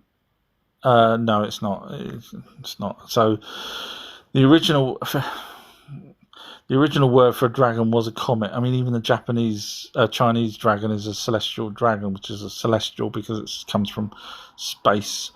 So what you perceive as, you do realise there's so many carvings of, not carvings, there's so many photographs of images of what people say, oh look, it's a giant on a mountain. Have you seen them? You must have seen them. And where they say, look, it's a giant's hand, or it's a giant's face, or it's a giant's body, or a giant's this, or giant's that. And you only ever get to see one picture of it. Do you know why you only ever get one picture? Because if you move 2 foot to the left or 2 foot to the right, that image of what you perceived as a person or a skull or a head or a hand or whatever it is that you thought it was goes. That's why we don't have videos of them. It's always photographs. So, Jess, we do not... California is not a dragon skeleton. Sorry. Jess doesn't follow me, so we're just all trying to... When I say ask whether, or when I check whether someone follows me, it's kind of like a mental note to see what kind of questions I get from the non-followers, or points that I get from non-followers compared to the ones that follow me. And so far, 98% of the followers ask really good points and point out interesting things. The non-followers come out with a load of rubbish. I don't mean to sound rude, but that's just the way it is. If California was a dragon skeleton, go to the head, bring me a tooth. I can't. Why not? Because it's not really a dragon. Well, you must know where the head is if you can see the skeleton of it. Oh, I can't really see the head part. All right, well, give me its claw. Yeah, it's not really like that. It's just, and well, go there. You'd be a billionaire if you could go and get a tooth of a dragon. You'd be a billionaire. Oh, yeah, I can't do that because you're right. Dragons are comets. I know. Feel free to follow, Jess. I don't mean to sound rude. This is just how I work. Once you join the train of intelligence, in other words, asking sensible questions and pointing out sensible things, it becomes a lot easier, and I don't pick up on silly things because obviously if it's not silly, I won't pick up on it. Coco's wrote, "Oh wow, that's harsh." Hopefully that's something I didn't say, but probably is. Here too has wrote, "Rogue, you do realise the admission ticket would be more to see plaster casts in hospital." Coco's wrote, "Oh gosh." Sam's wrote, "No technology." I'm struggling with what Sassa's referring to. Here too has wrote, "Truth spoken here," and then same person wrote, "Oh no, it didn't." And then underneath that, "Lord help her." Sassa's wrote, "You know what I'm like in the British Museum, an Englishman. You'll be respectful, you'll walk round kindly, you'll pay the admission fee without worrying, you won't cause any problems, and you'll say please and thank you as a British man walking around the museum." That's why I see it. Forgive me if I'm wrong. Now, unless you was part of one of those dinosaurs is missing. Anyone remember that old movie? Old British movie called One of Our Dinosaurs Was Missing. Always missing. Sassus wrote, "Next to the caveman." You're just coming out with lots of individual things, Sass. I really have no idea what you're referring to. Andrews wrote to Jess, "It's a Plastosaurus skeleton they have." Very good, Andrew. See, Andrew follows me. Very intelligent, very clever. I like that. Good. Get gold star for that, actually, Andrew. I like that. That's clever. El Roach has wrote, "Can I share about paranormal?" Yeah, feel free to jump on up. If you're still here. Request a live chat. Kazim has wrote, "Yo, where the aliens at?" Obviously they don't want to be seen, even though we do see them and we have filmed them, and we've got UFOs being crashed and filming them all over the place, all over the world for decades and decades. But yeah, they don't really want to be seen. So more than likely inside mountains, underground bases, under the ocean, on Mars, possibly on the moon, and on Mars, more than likely. Kerry's wrote, "T-Rex fossil named Sue is 90% complete." They've got three Stegosauruses that's complete as well. Handsome Devils wrote, "It's strange that dinosaurs are not mentioned in the Bible Quran. They are the book of lies." Technically, you could say that a Leviathan is some sort of large creature, possibly aquatic one, but you could also then say the behemoth with the tail the size of a cedar tree in the Bible is a Brachiosaurus or a Diplodocus or a Brontosaurus, one of those quadruped dinosaurs. So yeah, I would probably put down that that's what it would have been. For them to have mentioned something with the size of a cedar tree as a towel, they're either been smoking something or they saw something that was huge. Sassus wrote, "Don't mind, give them back, but they are got all back." I'm really struggling, Sass. Everything you seem to be saying is just sort of one word parts that doesn't seem to connect with what you mentioned earlier. I might be wrong. I'm struggling here. Here too has wrote, "With her being 85% radiation, she's won't get to spend dollars if she's scamming." Yeah, I know. I wondered. When you all her life, if she's got that much radiation from being born in that place with radiation, first of all, the test tube people that created her in that area would be a bit stupid to stay in that area if there's radiation, but let's pretend they didn't know there was radiation. She must have found out at some point that she's got radiation, in which case medical scientists would have said, "Wow, she's still alive with 85% radiation. Let's study the hell out of her." But yeah. Ricardo's wrote, "All paranormal activity stop at the name of Jesus." So that's actually incorrect, Ricardo. So Ricardo doesn't follow me, obviously. So let me point out what you're referring to really is when someone, because you can't say all paranormal stops. You cannot say that.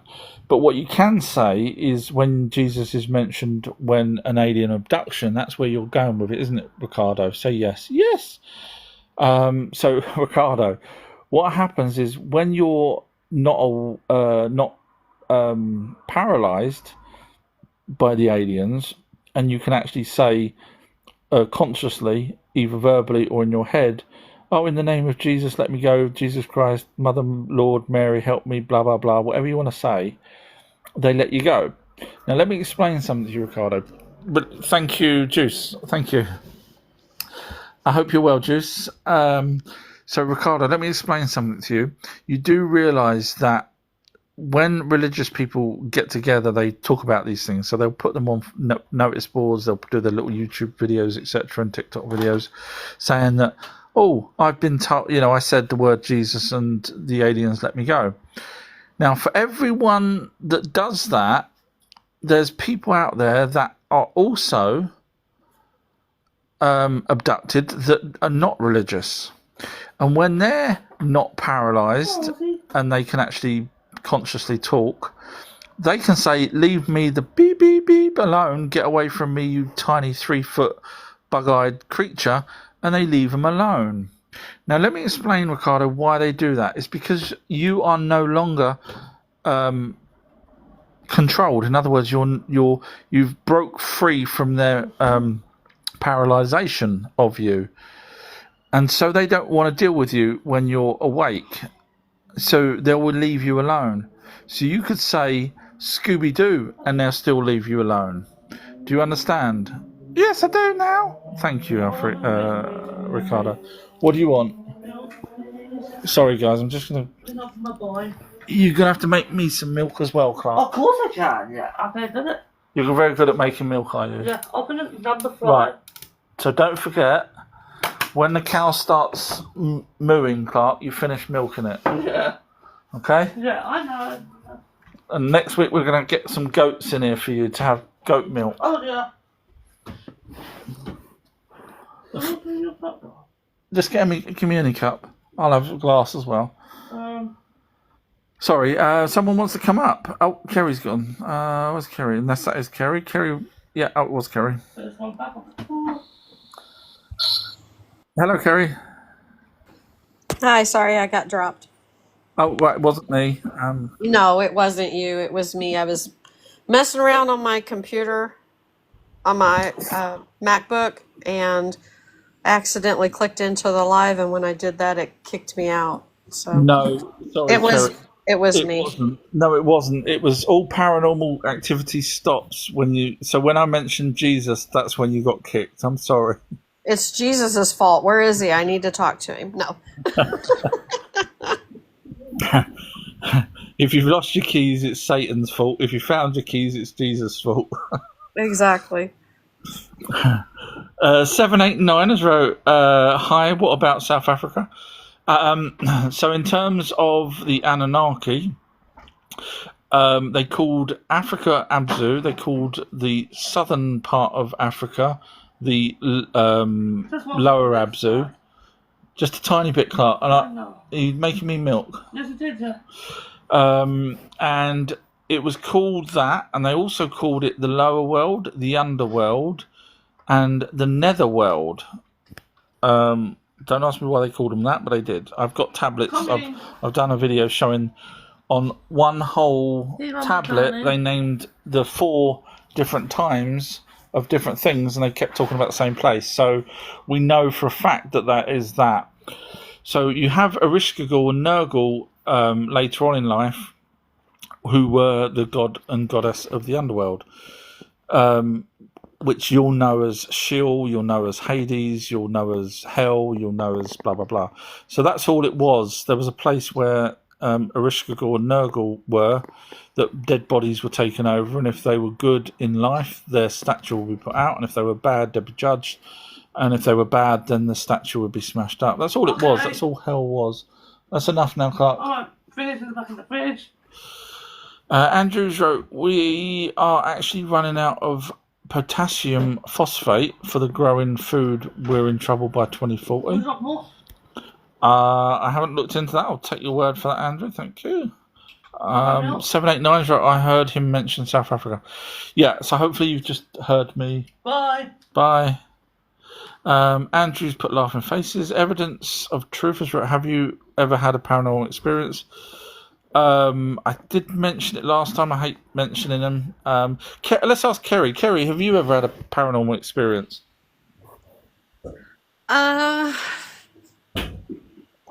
Kinda. I think once when I was a kid, I shared a room with my sister, and we had bunk beds, and I was on the top bunk, so I was close to the window so I could see because our windows were high up.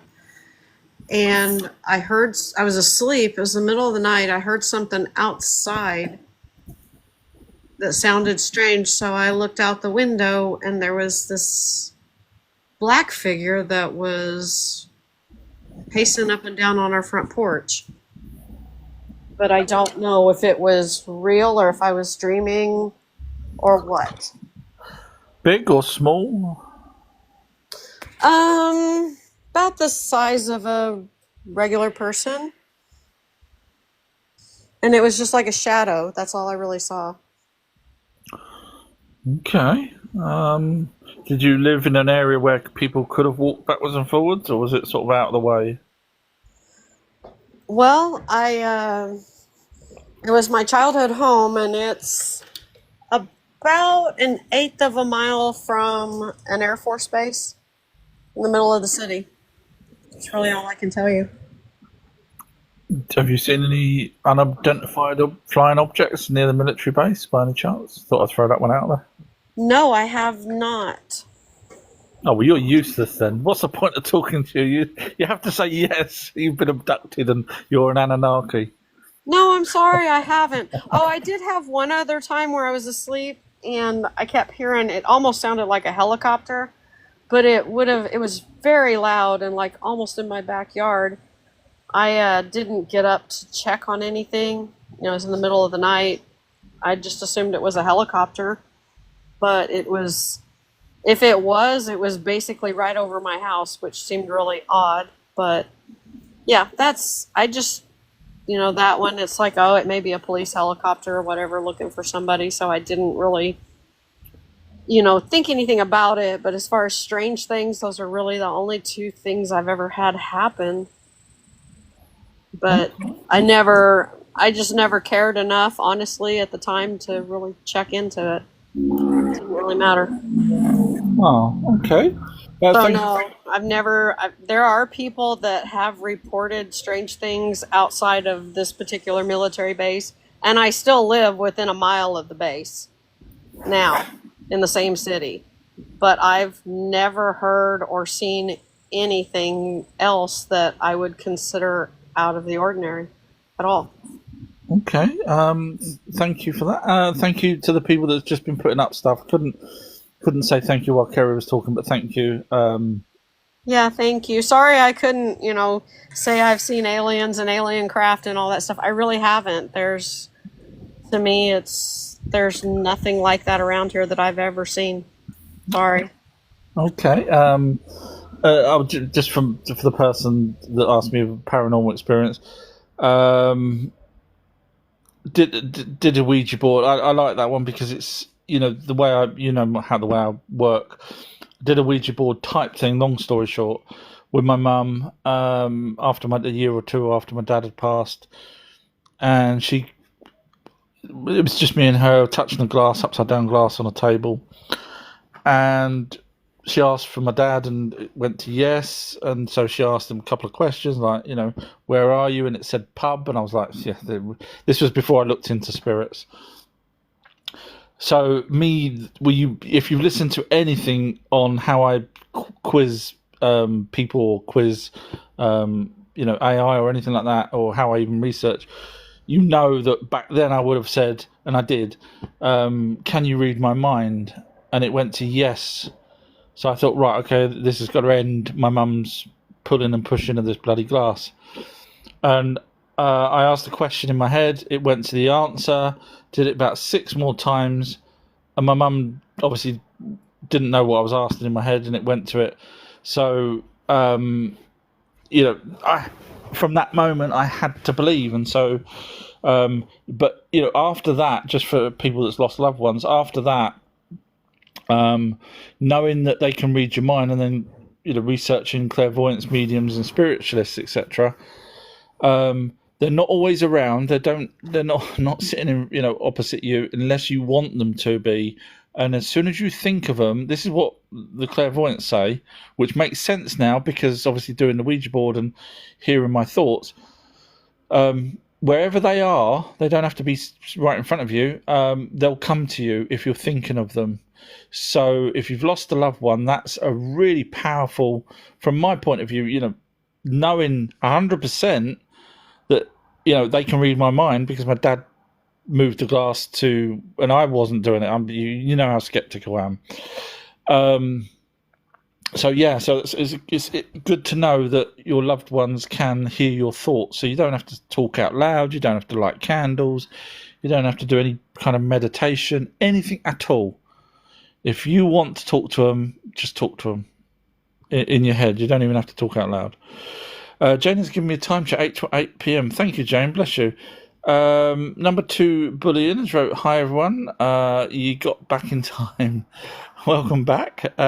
Sarah's put hello. Hi, Sarah. So how's the milk coming on with that? Milk is lovely. You're not getting any more Oh, my milk. because you've run the cow dry now, Clark. No more milk. All right, darling. Kerry's wrote, "Host is taking guest request if you'd like to come up and talk." It's funny, isn't it? The days that I don't do this request, I don't get anyone wanting to cut. I want everyone comes up. You know what I'm saying, Clark? I'm just watching my boys Tell me what's up. making me nervous. Just watching out, yeah. We do have one in the request now. Yeah, if you want to jump on up. Sure.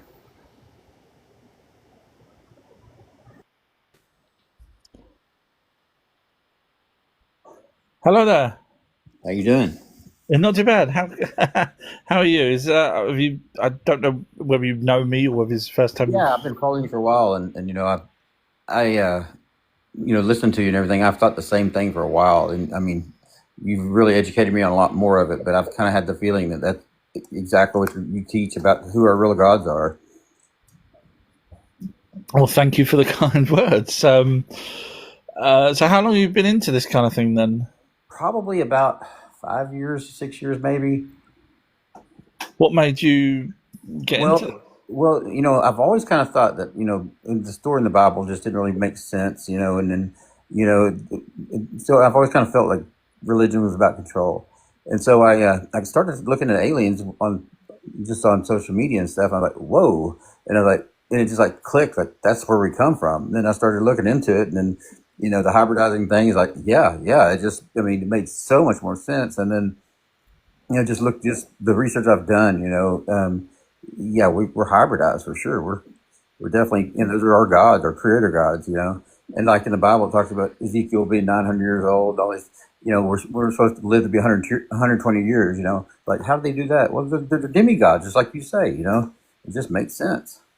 So was you religious before? Because you obviously know the Bible. Well, my ex-in-law was a Baptist evangelist. Her brother-in-law was, and so the Baptist thing, I saw the corruption in it. I saw the hypocrisy in it, and the whole Jesus came here to die for our sins just doesn't make sense. Why would he come here to die for our sins? Yeah.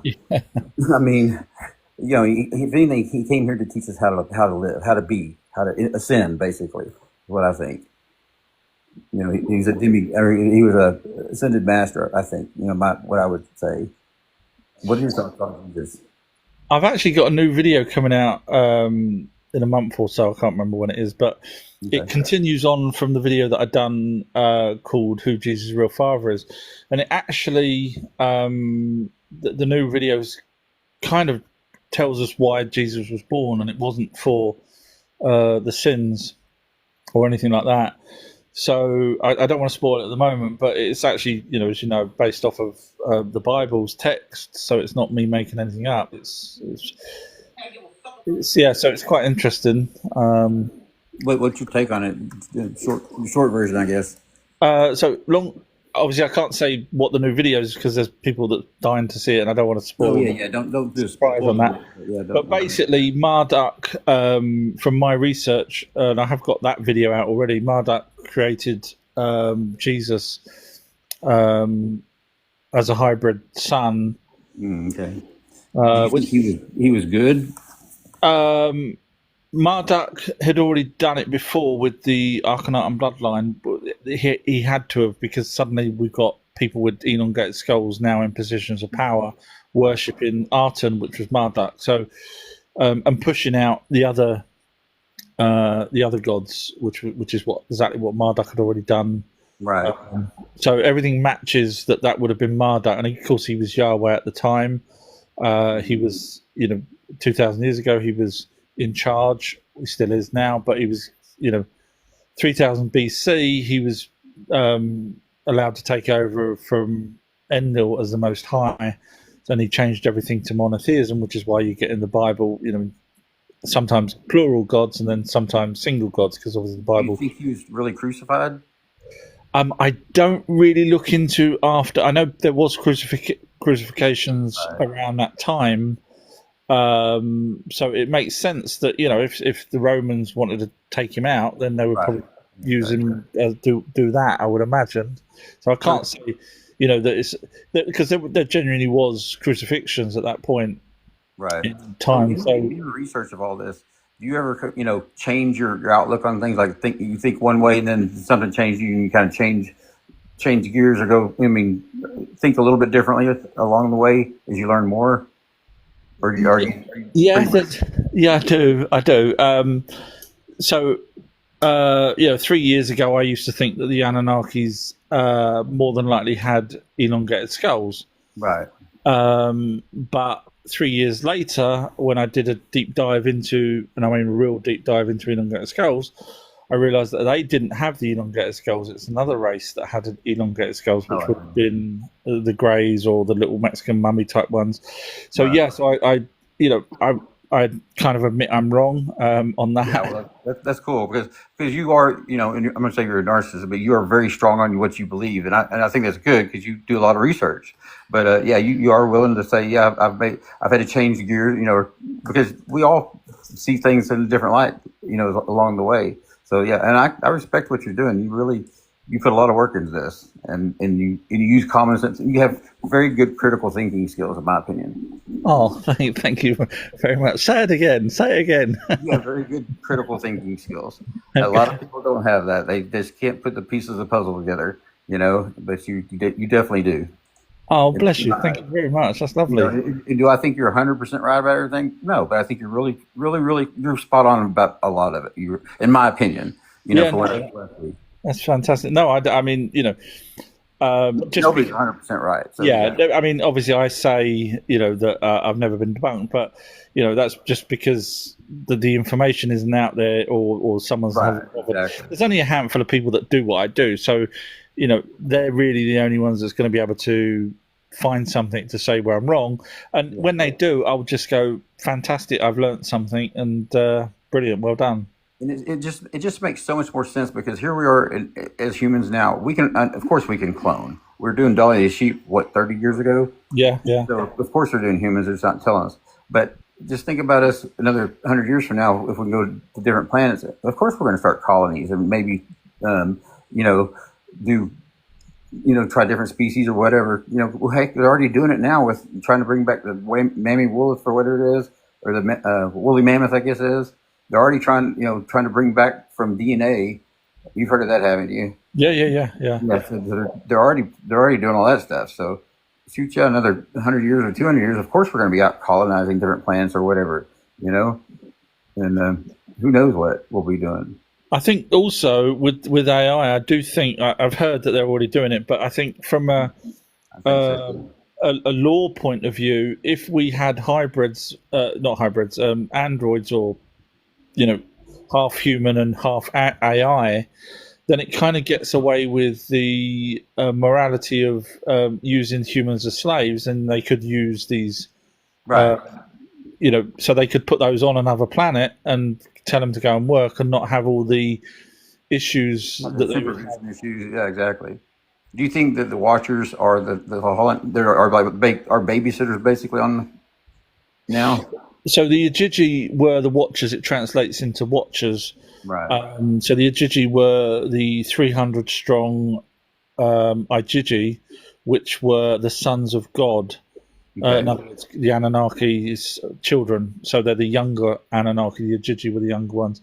Right. And so the Watchers were the ones, 200 of those. We've got tablets in Columbia University. So were the 200 fallen angels, or were they? Yeah, they're the same fallen angels. Yeah, they came down. Marduk was getting married to a human woman. They were invited down. They come up with the idea of because they didn't have women on Mars because they were on a way station. That's why they come down, descended, and they come up with the idea of taking human women. So they stayed for the wedding and then grabbed women and went off to the top of a mountain where they fought the Anunnaki for a long period of time and said, "We'll burn this planet down if you don't let us have these women." So where did the reptilian come into play and all that? Weren't they part of the work program or doing the work or something? And they're actually native. Some are native to this planet, right? So from my research, there is no reptilian alien ever found, or even indigenous reptilian species here on Earth at all that I've ever found. You've got people like David Icke that says the Anunnaki were reptilian, which obviously they weren't. We've got tens of thousands of carvings of them, and he just points to these figurines that were done in the Ube period, which just basically have a squashed face. Right. They don't even have scales or a tower or anything like that. Cusco, Peru, the statues and stuff like that. Sorry? Like in Cusco, Peru, they have the statues of their reptilian god they had. What you know what I'm talking about? So there are serpents that have been carved, even the Nagas in India. But again, there's no evidence from my point of view of any aliens or any reptilian bipedal creatures here on Earth. The reason I asked about that, I've had a lot of experience with what I would call reptilians. And even on my page, I've got put my ex-girlfriend. And and the reason I've had these experiences, I think, whether I'm, I feel like I'm an indigo child, basically, but I meet the criteria perfect. But the deal is, well, in 2005, I discovered something come off the ranch next door to me. I don't know what I can say on TikTok, but human moving people around illegally and trafficking, basically. So, and it went all the way to the top. I mean, it was big time corruption. And then some other things happened. Anyways, my house got burned down. All kinds of different things happened really bad in my life. And all kinds of crazy stuff.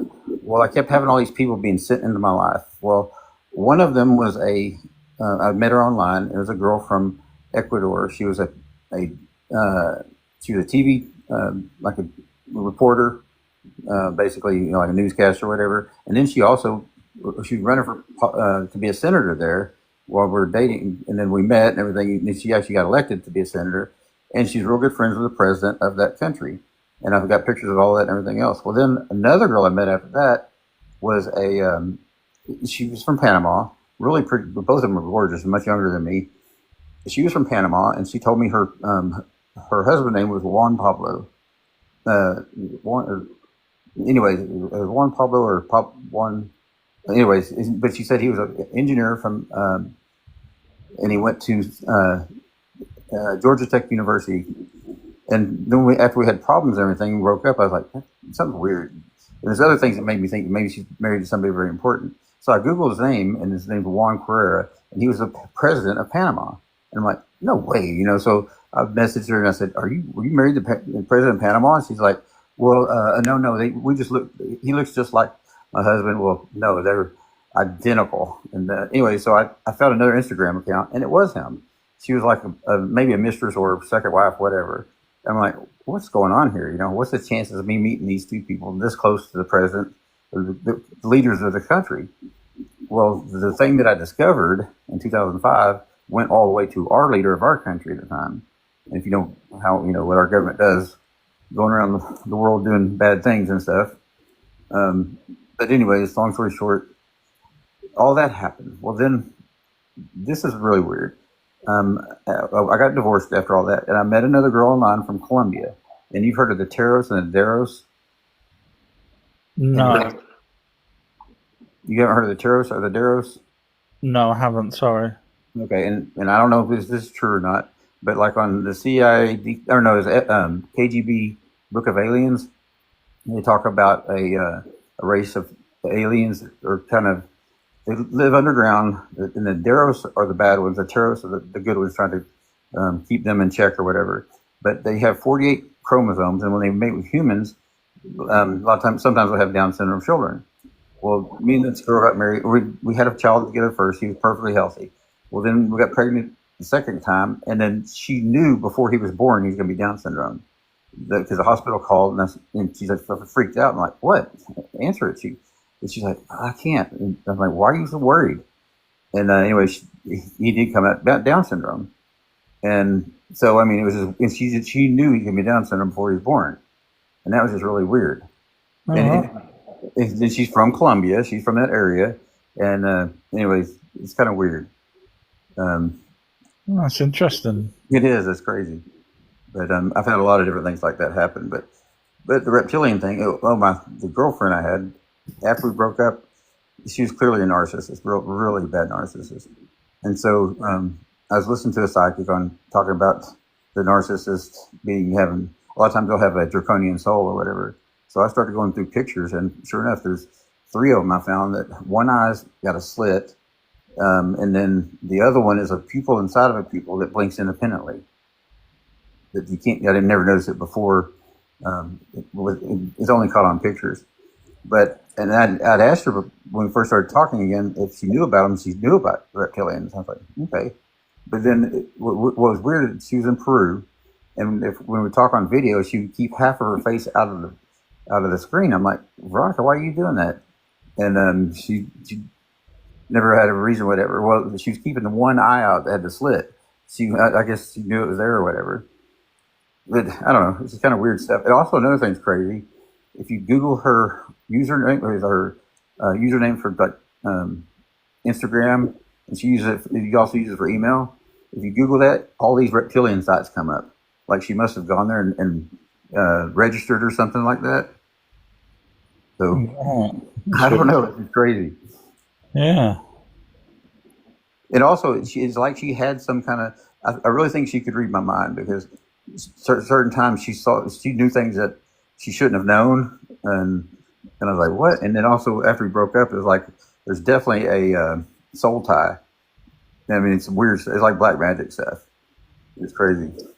So just from my perspective, I'm not saying that the reptilians aren't real. I was just saying that I don't think they were back when the Anunnaki were here. But that's not to say they haven't taken people, abducted them, done experiments, in modern history. Right. What about them possibly controlling, like, our politicians and stuff?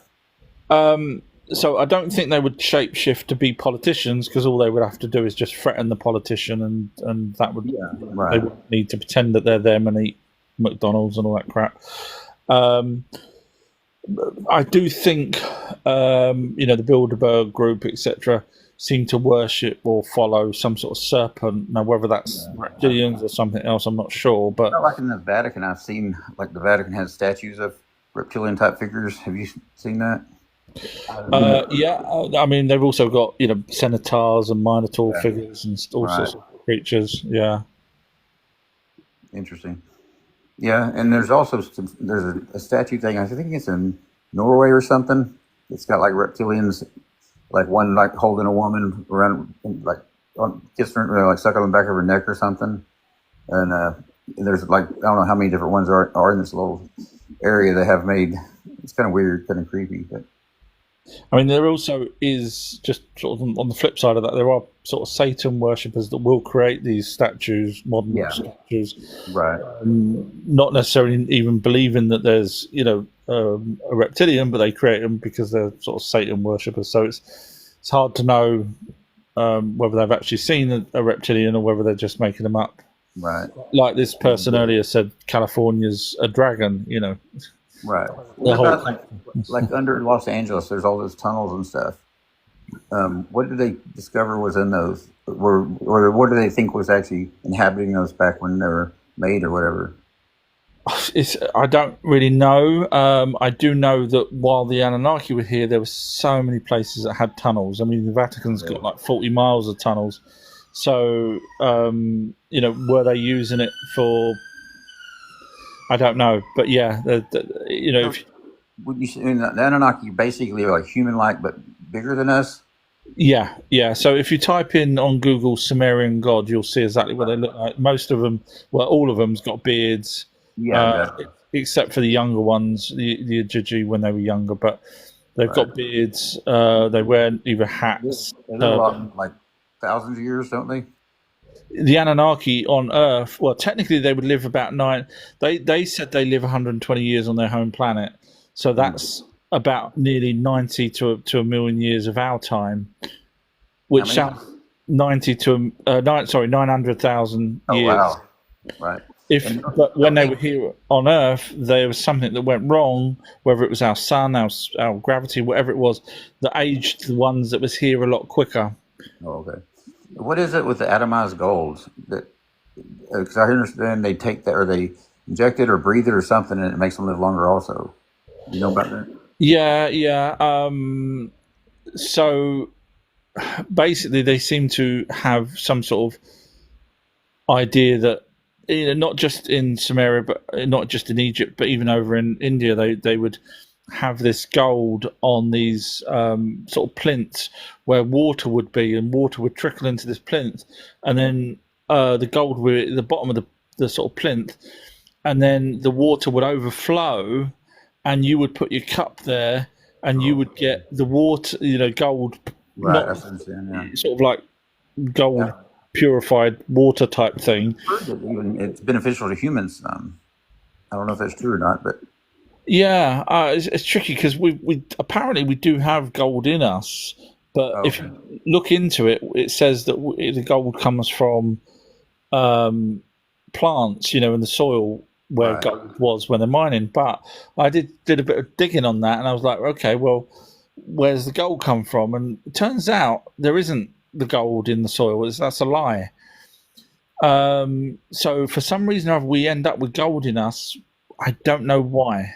So there's a bit of a conspiracy there, because what we're told is iron in us. We got a lot of different metals in us, like iron and whatever. So I'm sure maybe our body refines it or something, through the different things we eat or something. Yeah. I mean, there is a thing called alchemy where people will take your urine and distill it over hundreds of years, blah, blah, blah, and eventually it can turn into gold, apparently. No kidding, that's crazy. What do you think about the RH negative blood? It's copper based, right? So my very recent, this is going back to when you said, have I changed my ideas on things? Yeah. So I've said that the Anunnaki gave us RH negative blood. Yeah, okay. Now, that was based off of the idea that it would be their blood, but I was looking into blue blood because of the royalty, etc., and they did give us crown and scepter. And blue blood is based off of copper, I think it is, or the opposite of whatever we've got. I think it's copper. Yeah, we're iron based, I guess. So So an octopus has blue blood, which is weird because turns out that octopuses, according to many scientists, are an alien race. They shapeshift and everything, don't they? Yeah. So I looked into whether or not, if an Anunnaki had the same copper blood, when it bred with one of the Homo sapiens that would have had normal red blood, what would happen with the child? And it come back with that it could end up with a new type of blood called RH negative blood, which I found quite interesting. So technically, I'm still right with the fact that it would have come from the Anunnaki, but may not have actually been their own blood. But because of the communion with Homo sapiens and Homo sapiens sapiens, they could produce RH negative blood in red blood because of their blood being copper based. So, I found that very interesting. Right. And so, do you believe that all humans are hybrids? Yeah, there was. Well, when you say humans, you mean Homo sapiens stroke Yeah, Homo yeah, sapiens yeah. sapiens.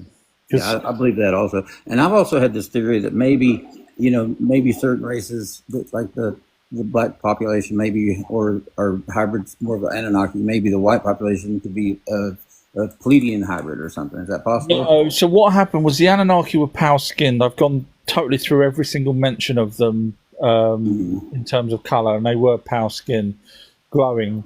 Whereas the very first Homo sapiens they created, the male was red as clay, and the female ended up being a bit like them, sort of sand color hair. Is that when they say copper skin, copper colored skin or something?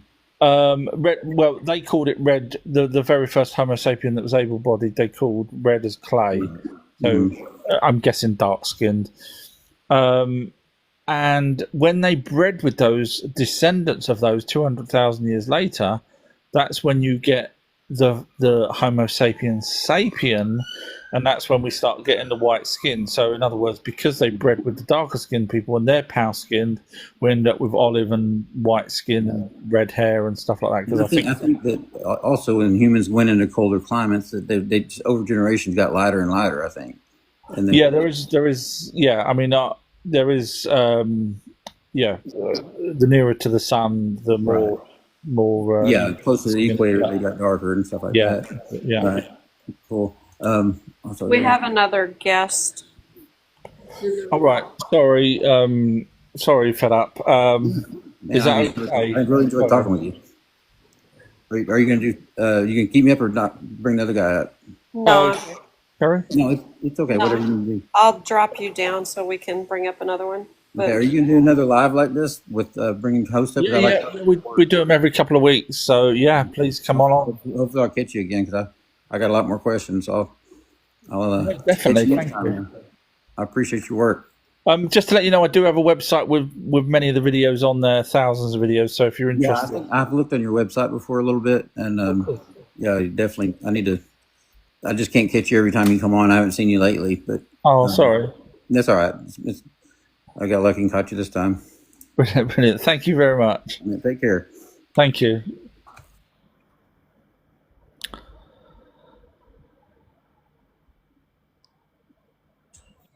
Hello there. Hello. How are you? I'm not too bad. How are you? Good. I'm a big fan of yours, and I respect your work. To start this off, thank you. I am a little bit nervous. My story is a little bit bizarre. I mean, it may or may not be connected to all these theories and a lot of things going on. But having a personal experience that I had, I really cannot figure out what really happened. And I'm going to make it a little bit short. I don't want to get into a lot of details, but apparently, after the vaccine year, I had a restaurant. And I was listening to music. I had my iPad on, listening to some international music that I like, kind of like easy kind of music. And I had my stereo on. All of a sudden, through my stereo, I hear this loud sound wave come through. And I thought, what the hell is that? Excuse my language. So I ran out to my front door, and I see these two, I guess they were UFOs, because I seen two white, not really orbs, but more oval, milky, cloudy craft, if you want to call them that, that kind of glided into Earth, headed my way. One went left, one went right. And I thought, okay, that's fine. And all of a sudden, in my home restaurant, everything changed. There was like, it was all graphic all over my walls. My floors were all white, like a salty white color.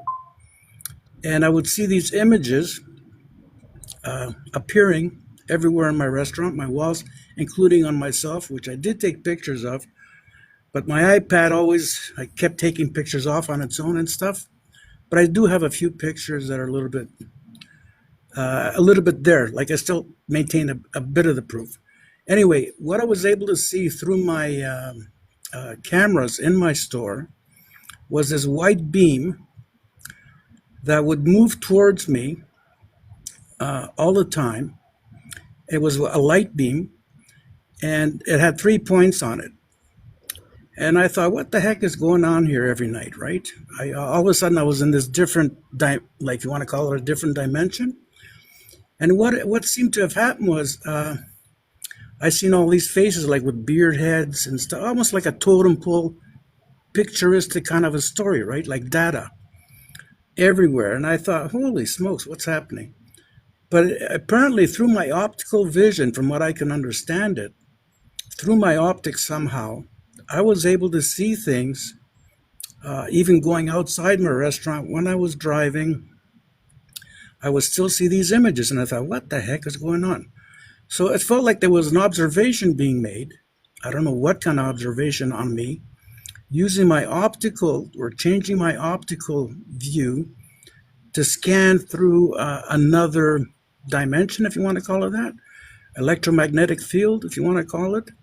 And I thought, why am I seeing these things? Then it came to a point where I could see myself, my whole face in the clouds. I could see big hands in the clouds, big giants in the clouds. And I thought, what's going on here? And I really thought I was losing it because this happened for months. It didn't happen for one day. And I even phoned the police one time. I thought, well, it really smells really bad in here, like kind of like burnt salt and stuff. But I tried washing the stuff down off my floor, all this graphic stuff. It would never come off. It would always turn back white. So it was some kind of a heat that was thrown on me, or a heat wave. And eventually I had to get out of it. It was scary because at some points my head was really feeling like it was going to explode. There was a lot of tension on my head. And every time I seen this beam come towards me, I knew something something weird was going to happen. So it was a pretty scary situation for me. And I don't know if I can connect it to Anunnaki or Greys or all these beings we're talking about. All I know, it was an exterior force. It could have been maybe man-made. I don't know. Didn't seem to me that it would have been man-made. Anything man-made would be able to do that kind of frequency and make this kind of observation. And all I knew was when I went out to my parking lot, I did see apparently the being that I was communicating with and trying to figure out its language. I was talking in different languages as well to it, and it seemed to be looking at me and listening. So what I seen was like a small being, maybe 3 feet, with a round white head. It was white in essence, and it looked like a little child. Is all I can tell you. And it showed me like this huge craft that looked like a huge city or double city that you can kind of walk into, which I thought maybe was their spacecraft they were trying to show me. But it was all in through some kind of a screen. It was not physical, not something that I can touch, but I could see it clearly. So I don't have any answers.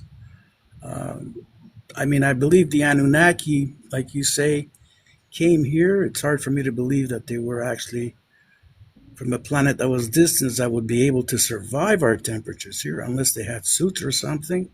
I don't know how they would have done that if they were actually alien to the planet, not a species of the planet. But anything is possible. So I'm kind of triggered there. And another incident I did see, which you might say is a UFO, physical UFO, that I did see prior to this happening to me, was I was in my backyard, and I seen a craft going up that looked like, I guess you would call it those cigar crafts. And it looked like it was like a wagon loading up a bunch of UFOs. And at the top, I see this red line going up towards the heavens. It was about 200 feet underneath me. It was quite big. And that's all. That's the only experience I've had. I mean, I've also seen those ball lightnings a few times over myself, but I know that's physical. That's Earth chemistry, I guess it would call, like thunderbolt lightnings. And a lot of people say they see these white balls moving around and stuff. The only thing that I like lately that I've seen is that boogosphere, which interests me because that could be something from our past, civilizations floating around.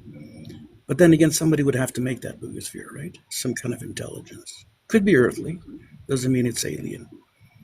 I don't know what to say. I keep thinking about this experience that I've had, and I honestly broke in my head. I can't figure it out for the life of me. All I know it's some kind of a system using sound that all this came through, and that I visually seen it, visually experienced. Okay, thank you for sharing that. Kerry, have you got any thoughts on that before I say anything? No, I really don't. I mean, like I said, I've never experienced anything like that, so I don't have anything to tie it to, I guess you could say. Yeah. Okay. What color was the light? Did you say it was white?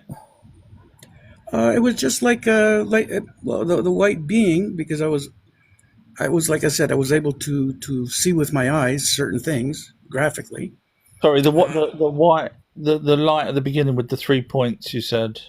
Well, it was like a laser beam. It would be in the front of my, like I was behind my camera in the back of my restaurant with my camera restaurant on, right? So I was able to see the actual beam, white light beam, that was always moving towards me, towards the back of the room where I had my office. And every time that beam moved, I would see everything changing on the floor. Patterns would change, and it was also directed towards my head, over my head. It would light over my head. The beam would light up. Yeah. All the things you've said is quite a lot compared to other people of seeing orbs or lightning balls. I mean, most people don't generally see them. So, and all the other things you've said. Have you ever experienced missing time? No, I've never experienced missing time at all. It was not your typical. It was not like an abduction. No, I mean in any of your life, not just necessarily those periods there. Is there anything that you could say? Oh, I somehow missed an hour when I was 17 or a kid, or no. When I was a kid, I do remember living in haunted houses, and this is not a ghost. I remember, like things flying off my room and stuff, which would be ghosts. It would be more of the paranormal stuff. This was absolutely there. Yeah, I could see the difference. It was nothing like that. Yeah, no. I was just trying to, because obviously aliens abduct people and then they put you back and you end up with missing time. So no missing time, but this happened for months, like straight for months. This was not missing time at all. Like I'd go out and drive my car at night, and it would be like. How you have your beams of your car? This would be another beam, extended beam, kind of guiding me towards where I was going to go, like that I could oversee my car beams with my eyes. It was very, very strange. Yeah, the reason why I was asking about the missing time is because obviously if you're being singled out, chances are they've already picked you out prior to all this stuff happening. They wouldn't just I wouldn't have thought, just randomly pick on you. And give you information or give you abilities or whatever. Well, so I'm guessing in the past they may have. Mm-hmm.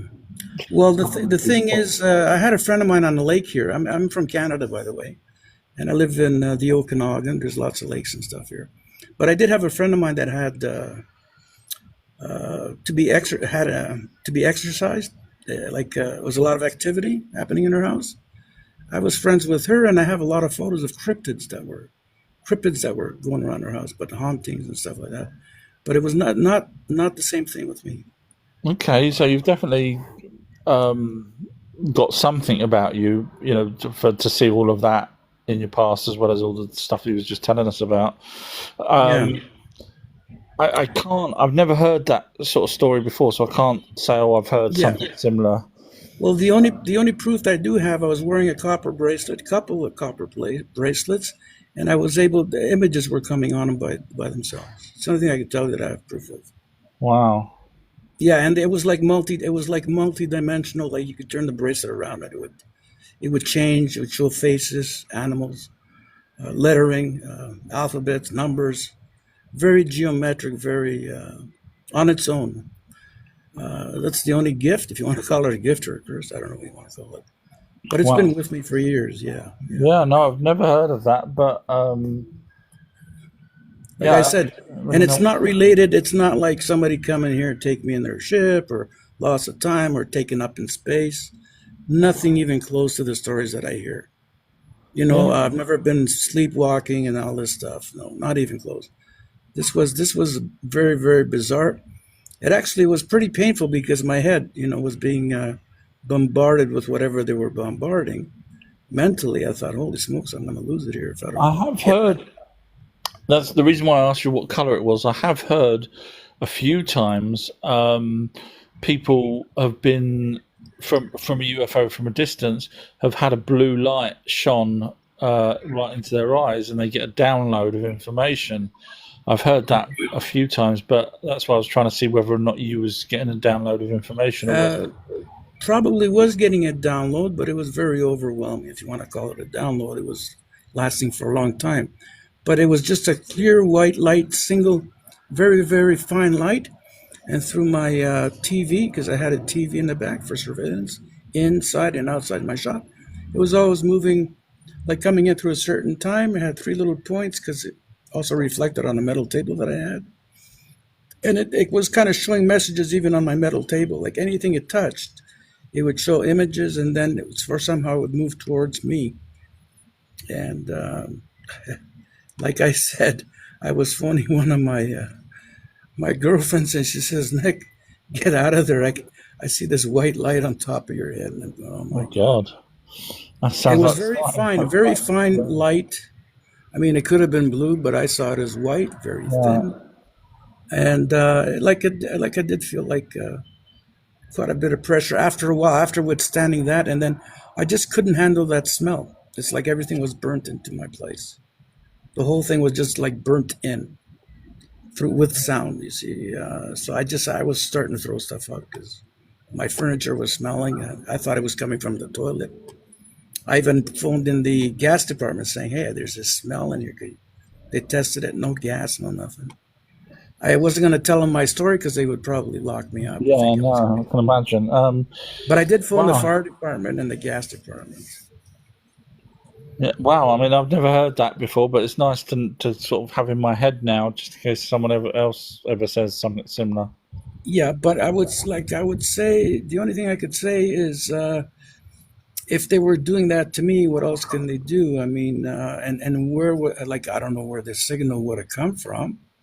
I'm not saying it came from another universe. I doubt it. But when I seen those two saucer-like, they were kind of milky white coming in because it was later on in the evening, at about 8 or 9ish, and I just see them kind of like both gliding in at the same time, gliding into the earth after I heard this sound wave. They both glided in softly. It wasn't zigzaggy. It wasn't balls.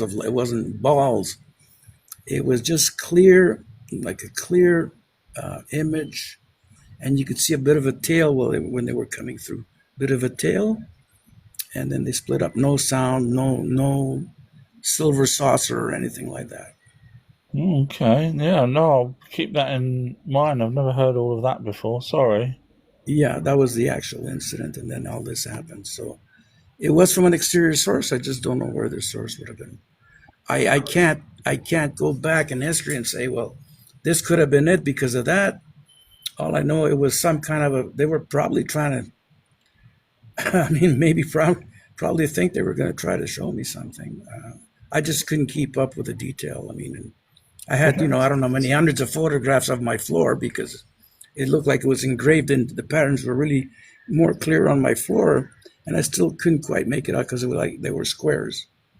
I had old square floor plaques, and all these images would just pop, pop, pop, pop, pop, pop. And I kept taking photos and photos, trying to make things out of it. But Well, if I, anything ever happens in the future, do please come back and let me know.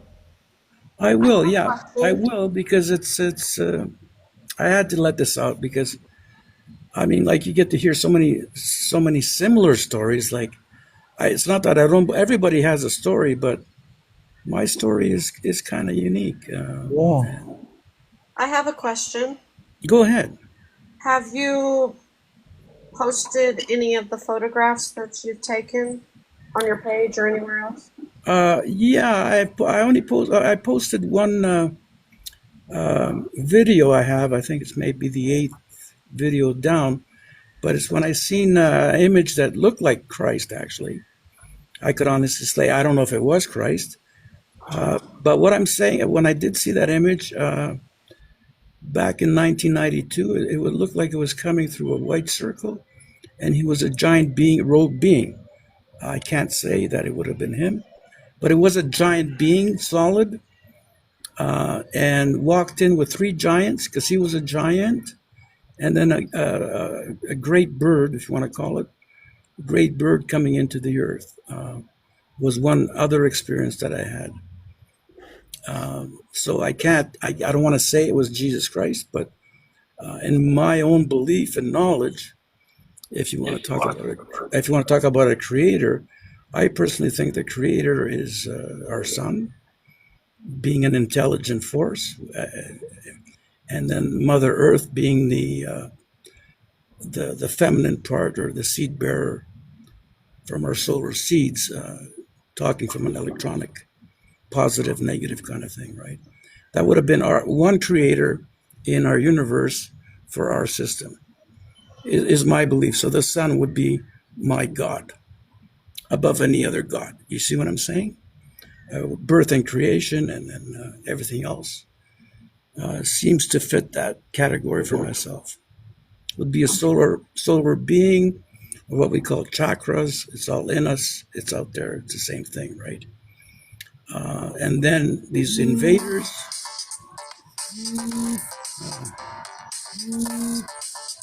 Sorry, I got a call, and then sorry, I just got a call, and then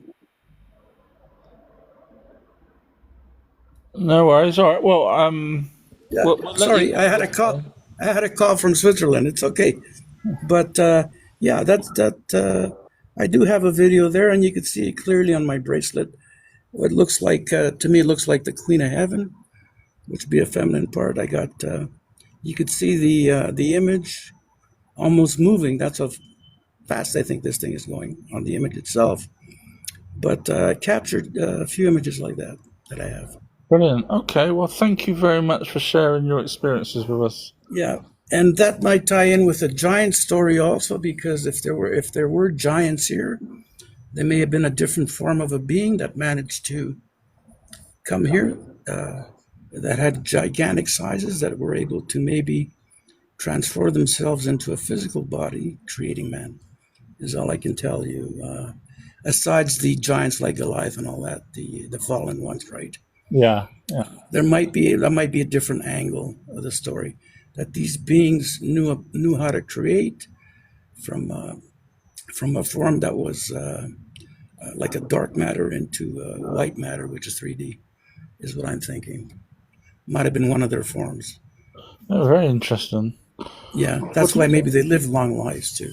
Yeah. Well, do let us know if anything pops up in the future, and thank you so much for jumping on with us. Yeah, thank you. Give food for thought, and if people, it's a hard story to believe, but that's my story, and being honest as I can. Yeah, no worries at all. Thank you. Yeah, no, we don't judge here, unless Well, you. thank you for that, and I hope you have more of these conversations, because with people that have real stories, Yeah. everybody learns from everybody. We're the human family, and we're here to learn and share. Yeah, very definitely. important. Thank you. Thank you all. Thank you very much. Thank With you. respect. Thank you. Thank you. Have a nice day. You too. Thank you. Okay, bye. That was a very interesting story. I'd like to see more of that. I may have to go to his page and look at his videos. Yeah. Obviously, because I'm the host, it's hard for me because I'm still up high on the messages. So, if you can follow him and share his details with me, that would be amazing. Sure. Thank you, Jackie. Thank you. So are you still good to carry on for a little bit, Kerry, or? Oh, I'm good if you are. I think there's another person wants to jump on, believe it or not. There is. I'm going to pull him up now. Hello there. Hello. How are you? I'm pretty good today. What can I do for you? I just have to ask, you're saying you're a paranormal and alien expert. how did that come about?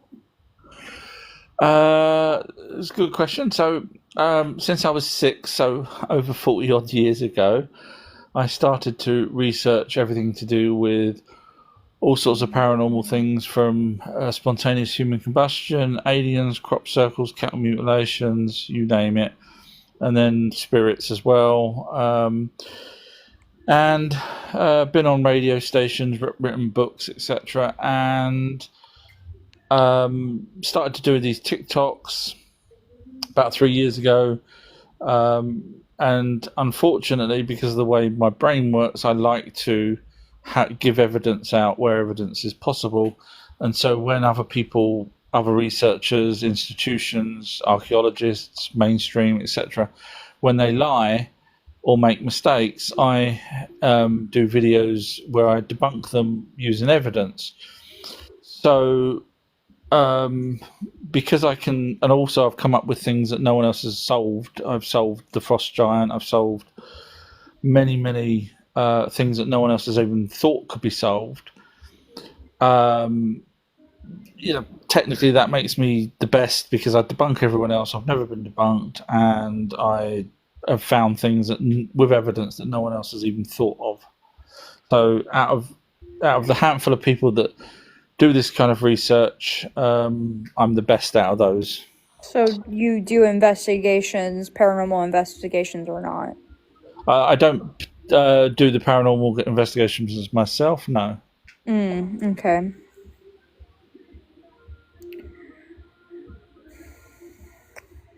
Any reason? I mean, I've had many encounters my whole life and in groups of people. So I just wanted to see if you did any investigations, because I was wondering like how you would be an expert.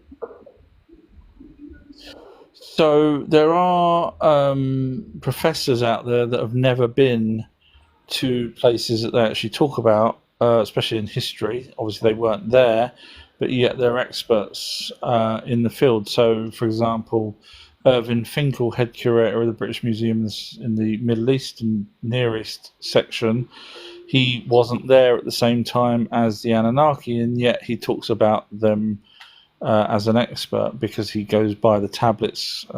Does he have a degree, I would assume? Yes, he does. But the problem with degrees is if you watch my debunking videos, you realise that people that with degrees only learn what they're allowed to learn as opposed to learning anything that they want. So I debunk them quite easily.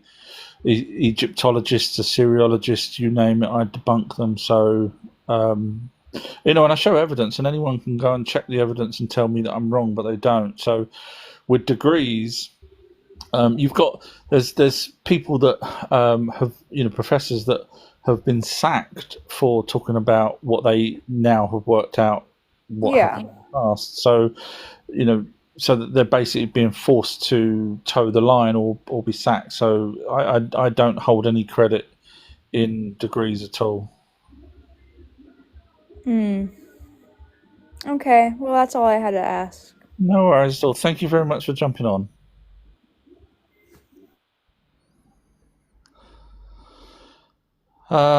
There's another person wants to jump up. Or they gone? I think they just dropped. Yeah. So, I mean, what's your thoughts on degrees, Kerry? I think it's just, in a lot of aspects, it's just something you pay a lot of money for. Yeah. Have I caught you eating your dinner? Yeah, sorry. That's all right. No worries, though. You know me too well. How did you catch that? The sound of the fork on the plate. Yeah.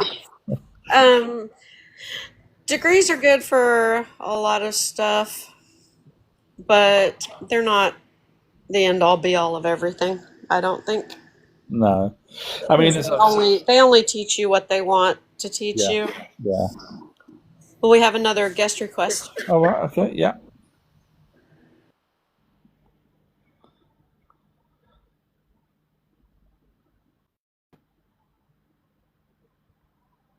It's loading in. Hello there. Hey, how you doing? Not too bad. How are you? Not too bad. I've actually been listening to you, I think, since you started. I just wanted Oh, to wow. say, thanks for being, kind and nice and patient with all the people you're dealing with. I try. I do try. Sometimes I slip. I really like that about you. You've been, very calm to all your haters. But it's very interesting what you're saying, and like I always say to myself, like I hope this is real, And I honestly I don't even know what to listen to anymore because so much stuff coming out that brain cannot comprehend. Yeah, I mean, the problem nowadays we've got is obviously AI and images and videos and stuff. It's going to muddy the water going forward, unfortunately. Yeah, I think they've had it. Before they show us anything, they've had it for who knows how many years. So I'm sure they've been, Oh, absolutely. Yeah, totally agree with that. Yeah. Yep. And you asked about degrees. The degrees are like a license, they're contracts. You can only learn so much Yeah. in the Yeah. government. I mean, there was this Egyptologist, and she did a program on Channel 5 over here in the UK, like 5 or 6 part program. And straight away, she says, here's a pyramid, Khufu's pyramid, his last resting place. I mean, she's got a degree, and we've got no evidence that he was buried there. So, I mean, literally just made up crap. Yeah, yeah. She's got a degree. I do have a question. Yesterday or day before yesterday, I was listening, and you kept trying to catch a Christian to respond if he's still on there because you wanted to tell him something, ask him a question, and nobody stayed that long. So just wonder what was the question you asked him. It was probably what do you, normally I'd try and go with the what do you think of Jesus's brothers? Because that always catches them. Of course, they don't really know what to answer because they don't actually think about the sons of God in the Bible. So they'll say there is no brothers, and then they squirm, and I love that because they don't know how to answer it. So I normally ask that one. That's a good one. Do you know, like you did a lot of digging, where does it all comes from? Like who pushed it, who made it happen for the Bible to be in every motel for free and everything? Oh, so that's a good question, actually. It's a really good question. That is a really good question. I haven't looked into that. All I could imagine is it would have been from the Christian side, which would have been the Marduk side. So Catholics belonged to worshiping Enlil, from my research, and Christians were basically followers of Marduk, the one god. Whereas the Catholics originally was the pantheon of gods, which was Enlil's family. So I can only imagine that Marduk somehow had his way, or his descendants, or someone tried to put that out there. That's all I can imagine. I haven't actually looked at it. It's a really good question. Go number one in the class. That was a really good question. I'm just I will look into that. I know. No, it's a really good All question. right, cool. Well, I appreciate you. I listen to you as much as I can catch you. Oh, bless you. Thank you very much. It's very nice of you to say. Thank you. Thank you. What a nice guy. Ah. Anyone remember, don't hate me for this, and this is in a nice, respectful way, but anyone remember the TV series called Family Ties with Michael J. Fox? Kerry, I don't know if you remember that. Yes, I do. And do you remember Nick, which was Mallory's boyfriend? Vaguely. And he would say, hey. The gentleman that came on had that kind of same accent, and Forgive me, it wasn't derogatory in any way at all. It was just that was because I am actually rewatching the old Family Ties, so his accent is right in my head recently. So that was it. Sorry, I digressed. No, you're good. I get that. So I was just going through the messages then. If you're still good, try and get some of these answered if I can. Stephen Lane has wrote, "Why don't they want to be seen?" Can I ask this? If you mean the Anunnaki, even when they were here, if you go by the Bible, believe it or not, I'm doing a spoiler alert here. It's all to do with the giants, the Nephilim, etc. But basically, when the spies saw the giants, they were actually, I believe, the Ajiji, because there is actual. If you go by the Columbia University tablets, the Ajiji set up base here on Earth as a group. In other words, a group of the Ajiji in one particular area. This is after they stole human women, way later, after the flood.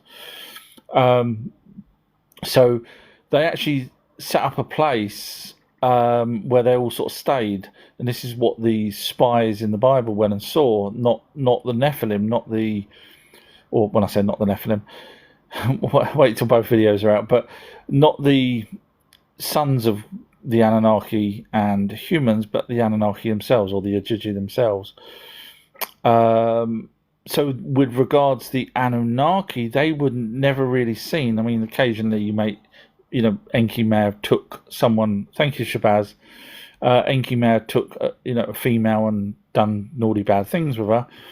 But as a general rule, they weren't seen. They didn't want to be seen. And you'll see that there's a video coming out on my Patreon page, which is only a couple of pounds, that says, if this is real, it changes everything.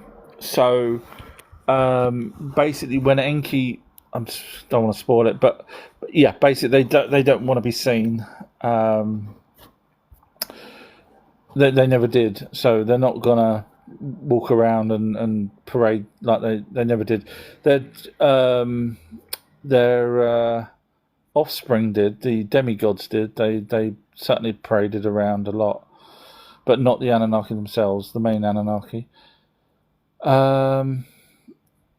Sorry, I'm trying to scroll to the bottom, so I'm just trying to find where I was.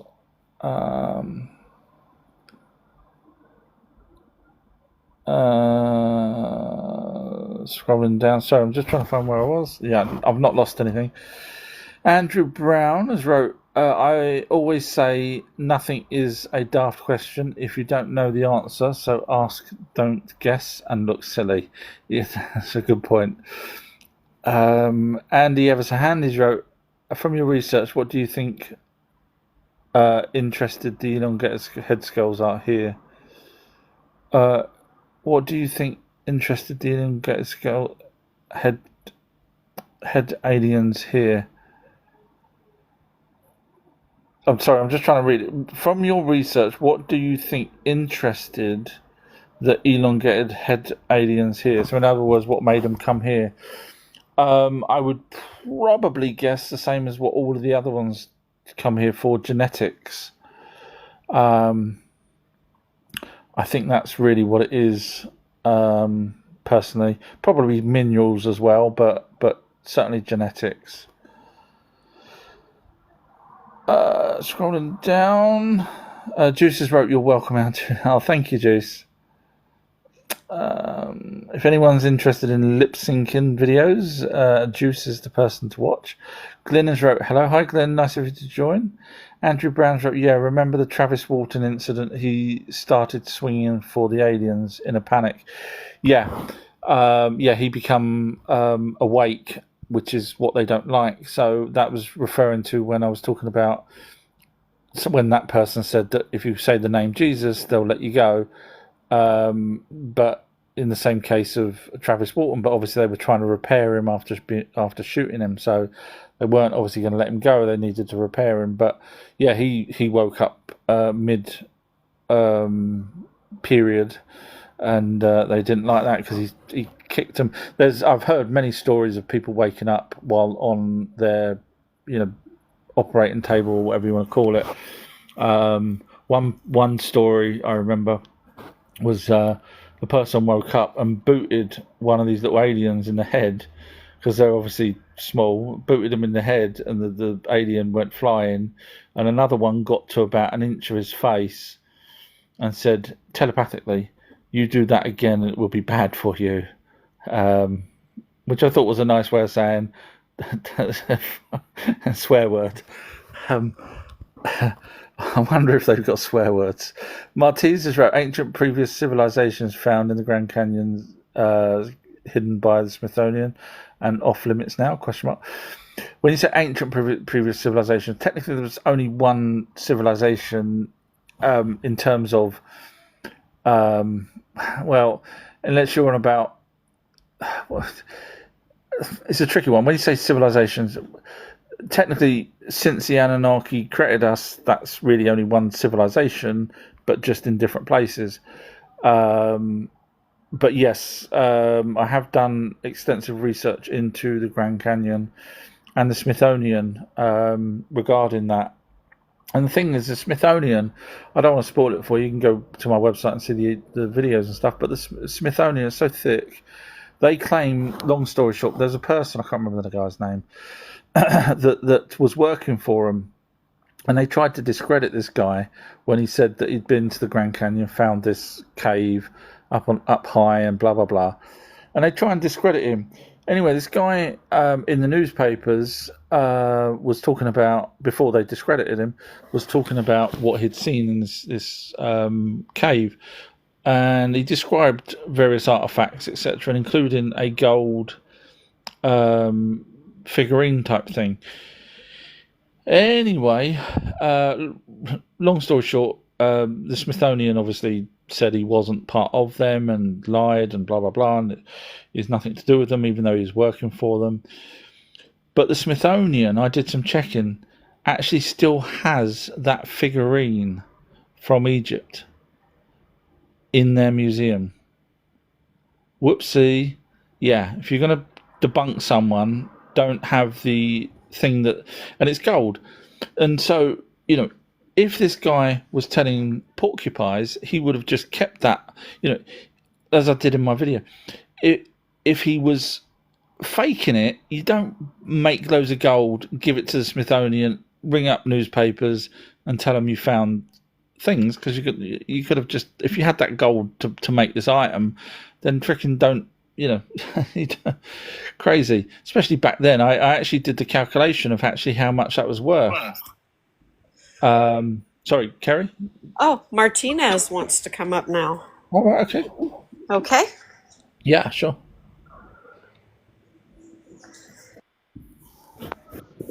Hi, Martinez. Right, hello, how are you? Hopefully, if he found it in the Grand Canyon, why would they all of a sudden say it comes from Egypt? If it's on display in their museum, right, where are they saying it came from? If he found it in the Grand Canyon. Yeah, so there's people from Egypt that was taken over to the Grand Canyon to do mining on the outskirts of the Grand Canyon for flint. What they just happen to pop this little gold figure in the middle of a cave up in the middle of the Grand Canyon? They had a huge shrine inside this cave for the sun god Ra. There was multiple rooms apparently. Yeah, it went very deep. Yeah, so they've come over to do a little dig and dug loads of little rooms out and put a load of artifacts out there, or what? Yeah, because that's where they stayed while they were doing the mining. So they come over. When did they come over and do this mining then? I don't have the exact dates. I am looking into when the. That doesn't add up, does it? Yeah. Right. If you went to go mining, you're not going to take a load of artifacts from your country half the way across the world, dig caves out, do hieroglyphics in a cave, and put figurines down. All right, and then let the Smithsonian, they shut the Grand Canyon down, still inaccessible today. Why? but they've done all this. Well, if you're going to go mining, you go mining with a bowl or something, don't you? Or a pickaxe. So they would have been taken over by the Anunnaki because there's no point I'm not saying about, yeah, I'm not saying about the Anunnaki. Yeah, I believe Anunnaki. Yeah. Yeah, I think the Anunnaki's workers that they brought with them to mine the gold. Yeah, they had enough, from what I can gather. Well, rebelled. So then they made humans for about 300, 250,000 years ago. Yeah, but then the Anunnaki bred with humans. Yeah, but so did whoever I can't remember the name of them. Whoever they brought with them as slaves.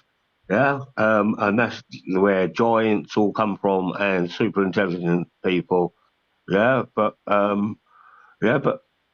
yeah, like I'm saying about when they found this, like before they shut the Grand Canyon down, late 1800s probably.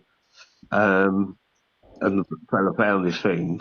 Yeah, every time the Smithsonian seemed to get involved, everything seems to be covered up. I'm not saying that's true, but it does seem to point that way. Yeah, with the burial mounds and giants' bones, and yeah, they've had giant skulls on display, and then all of a sudden disappear. Yeah, there's loads of stuff. Even British Museum hide stuff. Yeah, yeah, with the bloke that predicted the three world wars. Yeah, all of a sudden they've not got that what he writ down. So just to go back to your point about why would they take religious artifacts over there? So Shiva Lingam from Kailash region was taken to Cambodia. The tooth relic of Buddha in India was taken to Sri Lanka. So, in other words, sorry, can I just finish? Sorry, I'd let you finish. I'm so sorry. Sorry, you muffled there, and you was talking over while I was talking. Sorry, you had your finger over your phone, I think. Sorry, yeah. So I was just pointing out that people do take religious artifacts to different countries. So when you say it's ridiculous or whatever you said, people do seem to do that for whatever reason. So we can rule that one out and say that okay, that's possible that they may have done that. They take all kinds of artifacts over to different places when they travel. I mean, it's not anything. It's not anything new. No, I know. I was just pointing out to the person who seems to think that it's a one-off. It's not. No, it's not. Sorry, I think he's muted himself, or someone's muted him.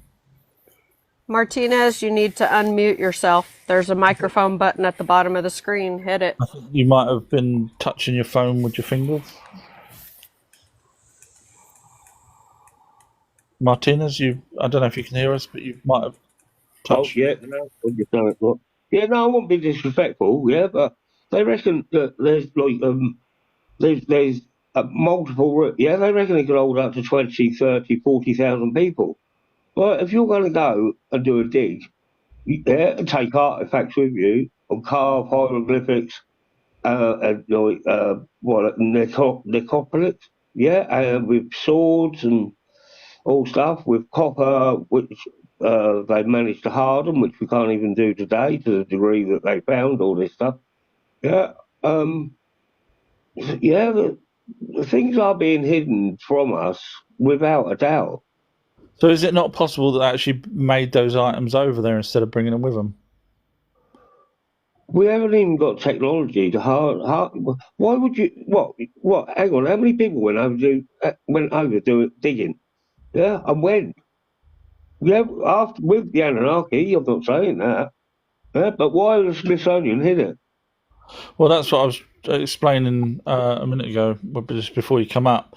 So the Smithsonian were lying because they actually have the artifact that this guy had found in that cave, and they actually still have that on show, or did have it on show when I wrote the book. So yeah. But lying because. Sorry, it wasn't just a cave. It was like they reckon you could hold 20, 30, 40,000 people with it. It was a huge area. Well, it was a cave, but yeah, it was a huge area. Yeah, and it was actually quite up high. It was way higher than the water level is now. So they've assumed that the water level was well higher back then, and it was obviously a way of keeping out of the way of predators, etc. And there were steps there as well. So they would that river never made that canyon anyway. Yeah. How do you know that? Well, apparently there was a big lake up before, up above it at one point. Yeah, that's what they reckon caved in and caused the canyon. It looks more like an old copper mine or something. The way it's all dug out. Well, so we're told that I'm not saying, something came here. Yes, and there's so much repeated stories. So who's to say the Anunnaki, weren't if they came from a massive planet, which was supposed to cause a flood, 12,000 years ago, and it comes near the Earth every 3,600 years. Well, why hadn't it caused a flood within when they came here 300,000 years ago up until that point? No, because it's on an elliptical orbit and it doesn't come to the same point close to Earth every time it goes around. Don't say no. Don't interrupt me. Please let me talk. On an elliptical orbit, it doesn't come to the same point closest to Earth every single time it comes around. Yeah, I know that. I said that. Okay, then that's how it doesn't cause a flood every 3,600 years when it comes around. Yeah, but you think it'd do more than once in 300,000 years, wouldn't you? So the ice shelf, as Admiral Byrd says, the size of America there's no ice in Antarctica the size of America.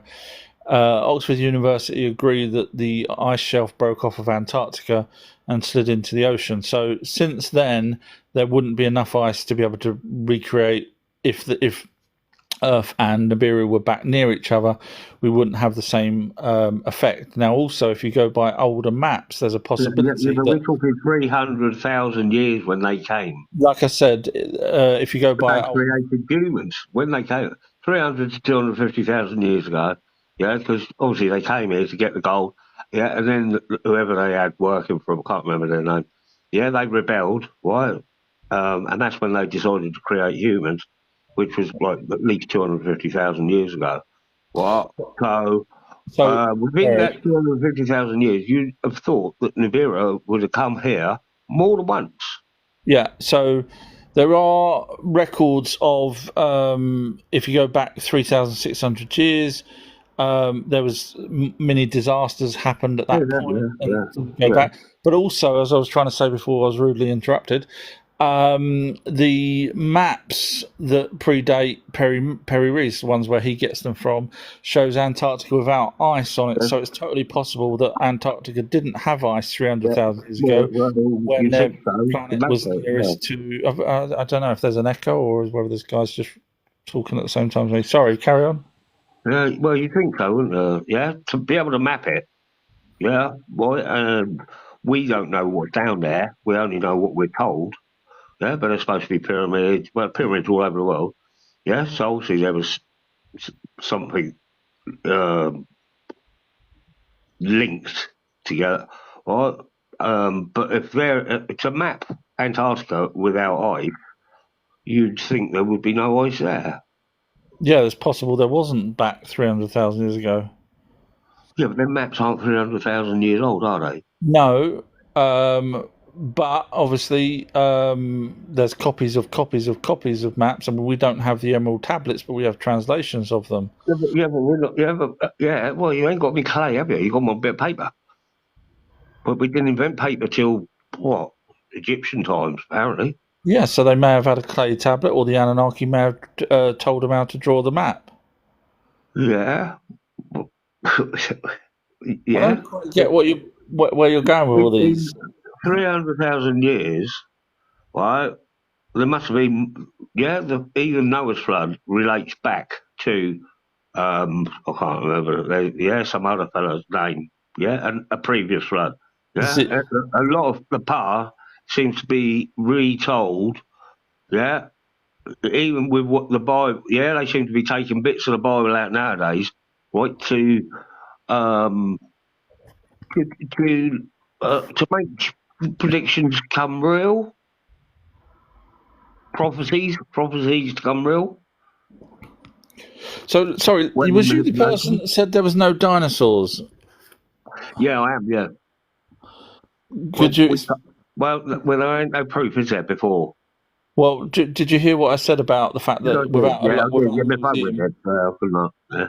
Sorry, you really do cut me off. I was really annoying. Oh, yeah, go on, Carol. Sorry. So, what was your thoughts on the fact that prior to museums, people would do soddle with a giant skeleton? What are they going to do with it? No newspapers, no Well, telephones, no internet. That's why no one talks about them, because there was have a nothing look to write them down. Right, so have a look at the different. What? Everything else was written down, wasn't it? Apparently. What?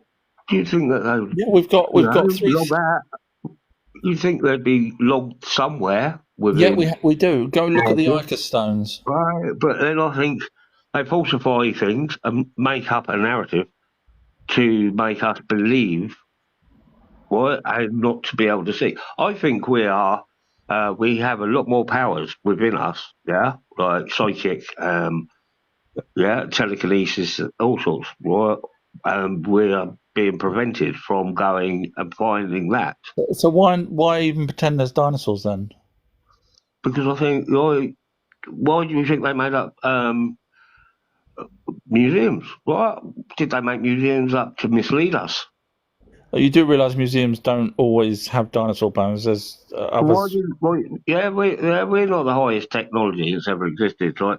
Well, they like to put things on display, right? Is that a narrative to misguide us away from our energy?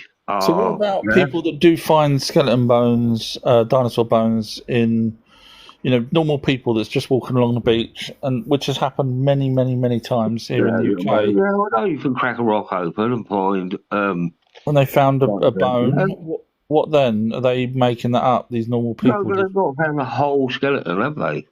Yeah, they have. Yeah. Yeah, who? Not walking on the beach. You found a bone, maybe. But that bone could have been a giant. It could have been a dinosaur. Not dinosaur. Could have been a dragon. They've got It could have been any other previous animals. Yeah, I'm not saying that. There's been bigger animals in the past. Yeah, because there was more oxygen in the air with bigger trees. But then there were smaller animals as well. Yeah, of course there will. Yeah, of course there is. Yeah, there might be animals that we can't even see and detect. So why is there no dinosaurs then? You're saying there could be bigger animals, but they're not going to be dinosaurs because. Yeah, we've been fed Barney. Yeah, Barney's purple dinosaur. Yeah, we've been fed loads and loads, right? I'm not saying there was not bigger animals, right? But we are being fed constantly. But is this to lead us down a path away from the connection that we should have? Yeah, our true potential. So you're saying that people around the world decided to make museums to put dinosaurs in to confuse us for no reason whatsoever, really? I'm sorry, I'm just trying to get my head around it. No, of course there's a reason, isn't there? To mislead us, to lead us away from our true source. But yet there's bigger animals in the past, you said, but not dinosaurs. But they've labelled them dinosaurs and put them all in a bracket and label. 150 million years. Yeah. How on earth do they date it? How on earth do they date all these things? Well, there are dinosaur footprints alongside humans' footprints, but I'm guessing you'll say they were made up. Yeah, right. So we've been there 150 million years old then. No, because they didn't all die out 65 million years ago. Well, if there's footprints together, they were formed at the same time. Yeah, they solidified at the same time. Yeah. Yeah, right. Yeah. So just that alone says that we've been here when there was dinosaurs. No, it can also mean that the dinosaurs didn't all die out 65, 66 million years ago. But they say they did with a comet. Yeah, With because they don't yeah. want us to know that the dinosaurs were here at the same time as the Anunnaki, because we've got things like the Ica stones and the Acambro figurines, Oh, which yeah, show, I was which about yeah, show, which show. I started, so I shall finish. Which show human or giants killing dinosaurs, and we're talking about 30 odd thousand Ica stones and 30 or 40 odd thousand Acambro figurines. They don't want us to know that the Anunnaki were here at the same time as dinosaurs. yeah, yeah. Why don't they want us to know that? Because they don't want us to know about the Anunnaki, because once we know about the Anunnaki, then religion goes out the window and we're all going to be happy, Yeah, no they're wars. getting information out about the Anunnaki. Yeah, yeah. What about all this stuff they're finding in South Africa, through all the way through Africa? Yeah, all the ringing stones on an electrical grid, all the starports. Yeah, and all this. Yeah, we did. Yeah, we're all the same. None of us got taught any of that at school. No, the Anunnaki they were the ones that built those stones over in Africa. They called it Yeah, but Absam. why? Yeah, but why wasn't any of this taught at school? Because they don't. The Anunnaki never taught us. They did that. The stones. No, we're taught at school what is supposed to be here. They only teach us what they want us to believe in. I agree Right? with you, but they don't even know. Teachers don't even know about the No, stones. teachers are taught what they are taught to teach. Yeah, the people. No one knows about the stones unless you are either a high up Mason or a descendant of the Anunnaki or the Anunnaki. Well, I've heard about them, and I ain't one of them. Do you know exactly what they were built for, how they were built, how they were moved, what they used the power for? No, you don't. So that's my point. That's my point. We're not told. We're not told, correct. We're not told. That's what I was just trying to say. We're both agreeing with each other, but arguing over it. That's where we're held back from But our we don't potential. know. We're not told because we don't know, and they wouldn't tell us anyway. No, why? Because why are they holding us back from our true potential? Yeah, even I mean, when I went to school, you had woodwork, metalwork. They're taking all of the skills away from people. Yeah, kids go to school, they don't know nothing now. They don't know how to play cards. They don't know how to live. I agree. Fundamentals. I agree. Yeah, I agree. We're losing skills. If we've been here for 250,000 years, why there was knowledge of what plants to take for medicine. And then they feed us all these pills since the mid 1800s, and we're being misled. When they invented museums, funnily enough, yeah, we are being misled for some reason or another, and pitched against each other, which we shouldn't be. Doesn't matter what country or what colour or what languages was invented. Everything is division. Everything seems to be invented to divide, because divided we're easily conquered. When we need to get back to source. Yeah, I agree. Modern times we're being lied to. Absolutely. Yeah, exactly. Yeah, that's where we got to have open minds. Yeah, yeah. Yeah, they don't like, but they don't not like. They're trying to split family units up, communities up. Yeah, you're English, yeah. Right, how many local pubs and communities are being? I agree with you, but I do think there was dinosaurs. Just because maybe. Yeah, well, there's been all different forms of animals. Yeah, the Chinese the calendar or whatever, yeah, the ring, yeah, that's got dinosaurs. It's got all other animals in, and they got dinosaurs. Why would you put a fake animal in? You're on about the Mayan temple. No, the Chinese calendar's got a dragon in it, hasn't it? Yeah, like It's the a ring one, isn't comet, it? celestial comet, but yeah. But why would they have all real animals and then a dinosaur and then a dragon? Well, the dragon's basically a comet.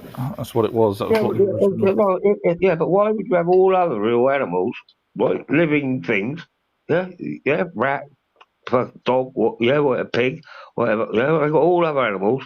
Yeah, snake, the snake. And you got you and the dragon. Why? So why would you have all? Yeah, I'm not saying I'm right, but I'm saying we should question what we are told. Yeah, That's what I do. That's what I'm here for. yeah. No, I'm not trying to be disrespectful or No, no, no, I in any understand. way. Yeah, I'm trying to put logic Yeah, yeah. on things. Have you ever come across me before? Just out of curiosity. I did act like clicked on you obviously because I sort of followed you. So you'd not seen any of my previous stuff or anything like that, no? Of bits and pieces, Oh, well. maybe. Yeah. Okay. Well, I mean, you know, But if you're interested, I I don't know. clicked on you because I was interested. Yeah, on what you were talking about. Yeah, Sure. Yeah. No. because I could relate to a lot of what you were saying. Yeah. Yeah. Yeah. No. No. I'm just saying. I've got a website if you're interested in seeing more of what I waffle on about.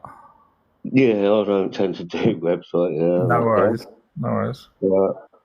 Yeah, I'm not that computer literate. I'm nearly 60 years old. But I do like to question things, but yeah, but it's just the way the world's going at the moment. It seems to be, pharmaceuticals pushing drugs when we've lived to 240 Yeah. odd. Yeah, Yeah. No. I'm with you. 99%. I'm totally with you. 100% on this modern And stuff. Yeah. then all of a sudden, Alzheimer's never used to exist. Cancer was hardly ever. Yeah. Yeah, however, yeah. All food highly processed, and yeah, who's running the show, right? It doesn't things do not add up, right? But we as living people, we should be living by common law, not all this admirably fake dead people, yeah, birth certificate shit. Yeah, we should all be together, and t- all of us worldwide taking back the control where everyone can have a house, everyone can have food, everyone can have water. Yeah, the rest of it, all this paperwork is a lot of rubbish, really, isn't it? I am 100% agreeing with you. 100%. Yeah. Yeah. No. Um, I sort of say that kind of stuff. I'm sorry to have a rant on, yeah, but I'm trying to be, I'm just trying to use logic. Yeah. No. Well, I'm with you. I totally agree. I've been loads of different countries. None of us want to, no country, no people, wherever I've been in the world, right? Yeah, quite a few places.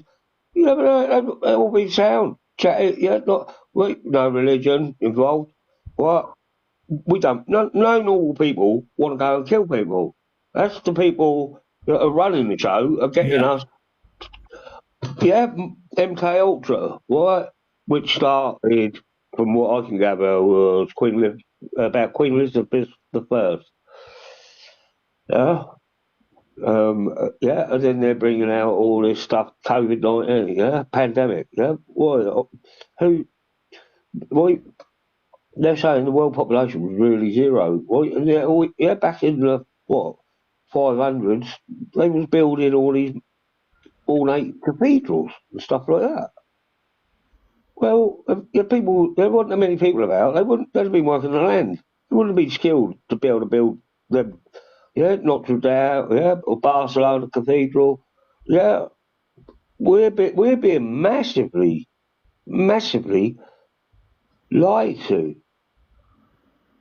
I agree. 100%.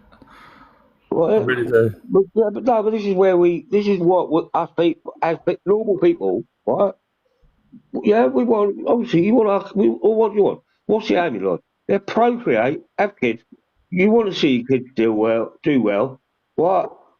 But we've been, um, money and materialistic is how in a way that's how we're captured, right? And we've been captured that much, right? To reset, everyone's got to like like get rid of all the corporations, yeah, right? That would just dissolve all debt, dissolve all corporations, right? The people, right? Yeah, right, carry on, do your little job, right? It might take 50 years to get everything back on track where we're growing, everyone's growing food, everyone's sharing resources, right? And yeah, limit a cap on anyone that's earning Yeah. So you ain't got these millionaires. Yeah, there's only a certain level you can go to. If you're doing a bit more, fair play, get a little bit more. Right, but yeah, put a little cap. Right, but then have a cap where you ain't got all these people starving, yeah, in Yeah. Africa. When I was out, well, they used to put pictures up. Oh, yeah, even like what was it? The concert they done, wasn't it? Band Aid, Live yeah, Aid. Africa. And Well, yeah, yeah. they kept showing pictures of these Africans in mud huts. It's only recently now with all the internet you can look at Africa. Well, some of their cities are, they're not all living in mud huts with flies flying around them. Yeah, it's not right where some have got so much and some have got so less. Yeah. Well, Yeah, I think hello. we've been over 20 minutes or so now, and it's almost 10 o'clock, sir. So are you ready to? Yeah. Thank you Yeah, very much. no, fair play. Yeah, you carry on. You carry on, guys. I'll just, yeah. Well, I'll yeah. probably shoot now because it's 10. So You carry on. Yeah, I'll drop down. Yeah, drop me down. Yeah, no worries. You carry on, guys. thank you for joining in. Yeah, thank you, Kerry. Yeah, I'll probably shoot because we did say 2 hours and that was at 6. It's been 4 hours. So Yeah. thank you, Kerry, so much for helping out today. Oh, you're welcome. It's no problem. Sorry if I didn't get to anyone's messages or anything. Do visit my website. I've probably got videos covering it already. We will do another one of these in a few weeks if that's okay with Kerry. Yeah, it's fine with me. Brilliant. Okay, and thank you to any moderators as well that's been here tonight, and thank you to everyone else for asking good questions and listening in. Yeah, I Thank know you, John. Jane. I know Jane is still here. She's a rock star. So. Oh, brilliant. Yeah, I've not been reading the questions, so I don't know what's been going on, but thank you to everyone. And thank you, Kerry, and thank you to anyone that came up tonight. Interesting discussions. So thank you, guys. I'll put this one on YouTube and Spotify, etc. So if you did miss it and want to listen back, feel free to do so. Thank you. And on that bombshell, I'll let you go. Thank you, everybody. Night, night. Bye. Bye.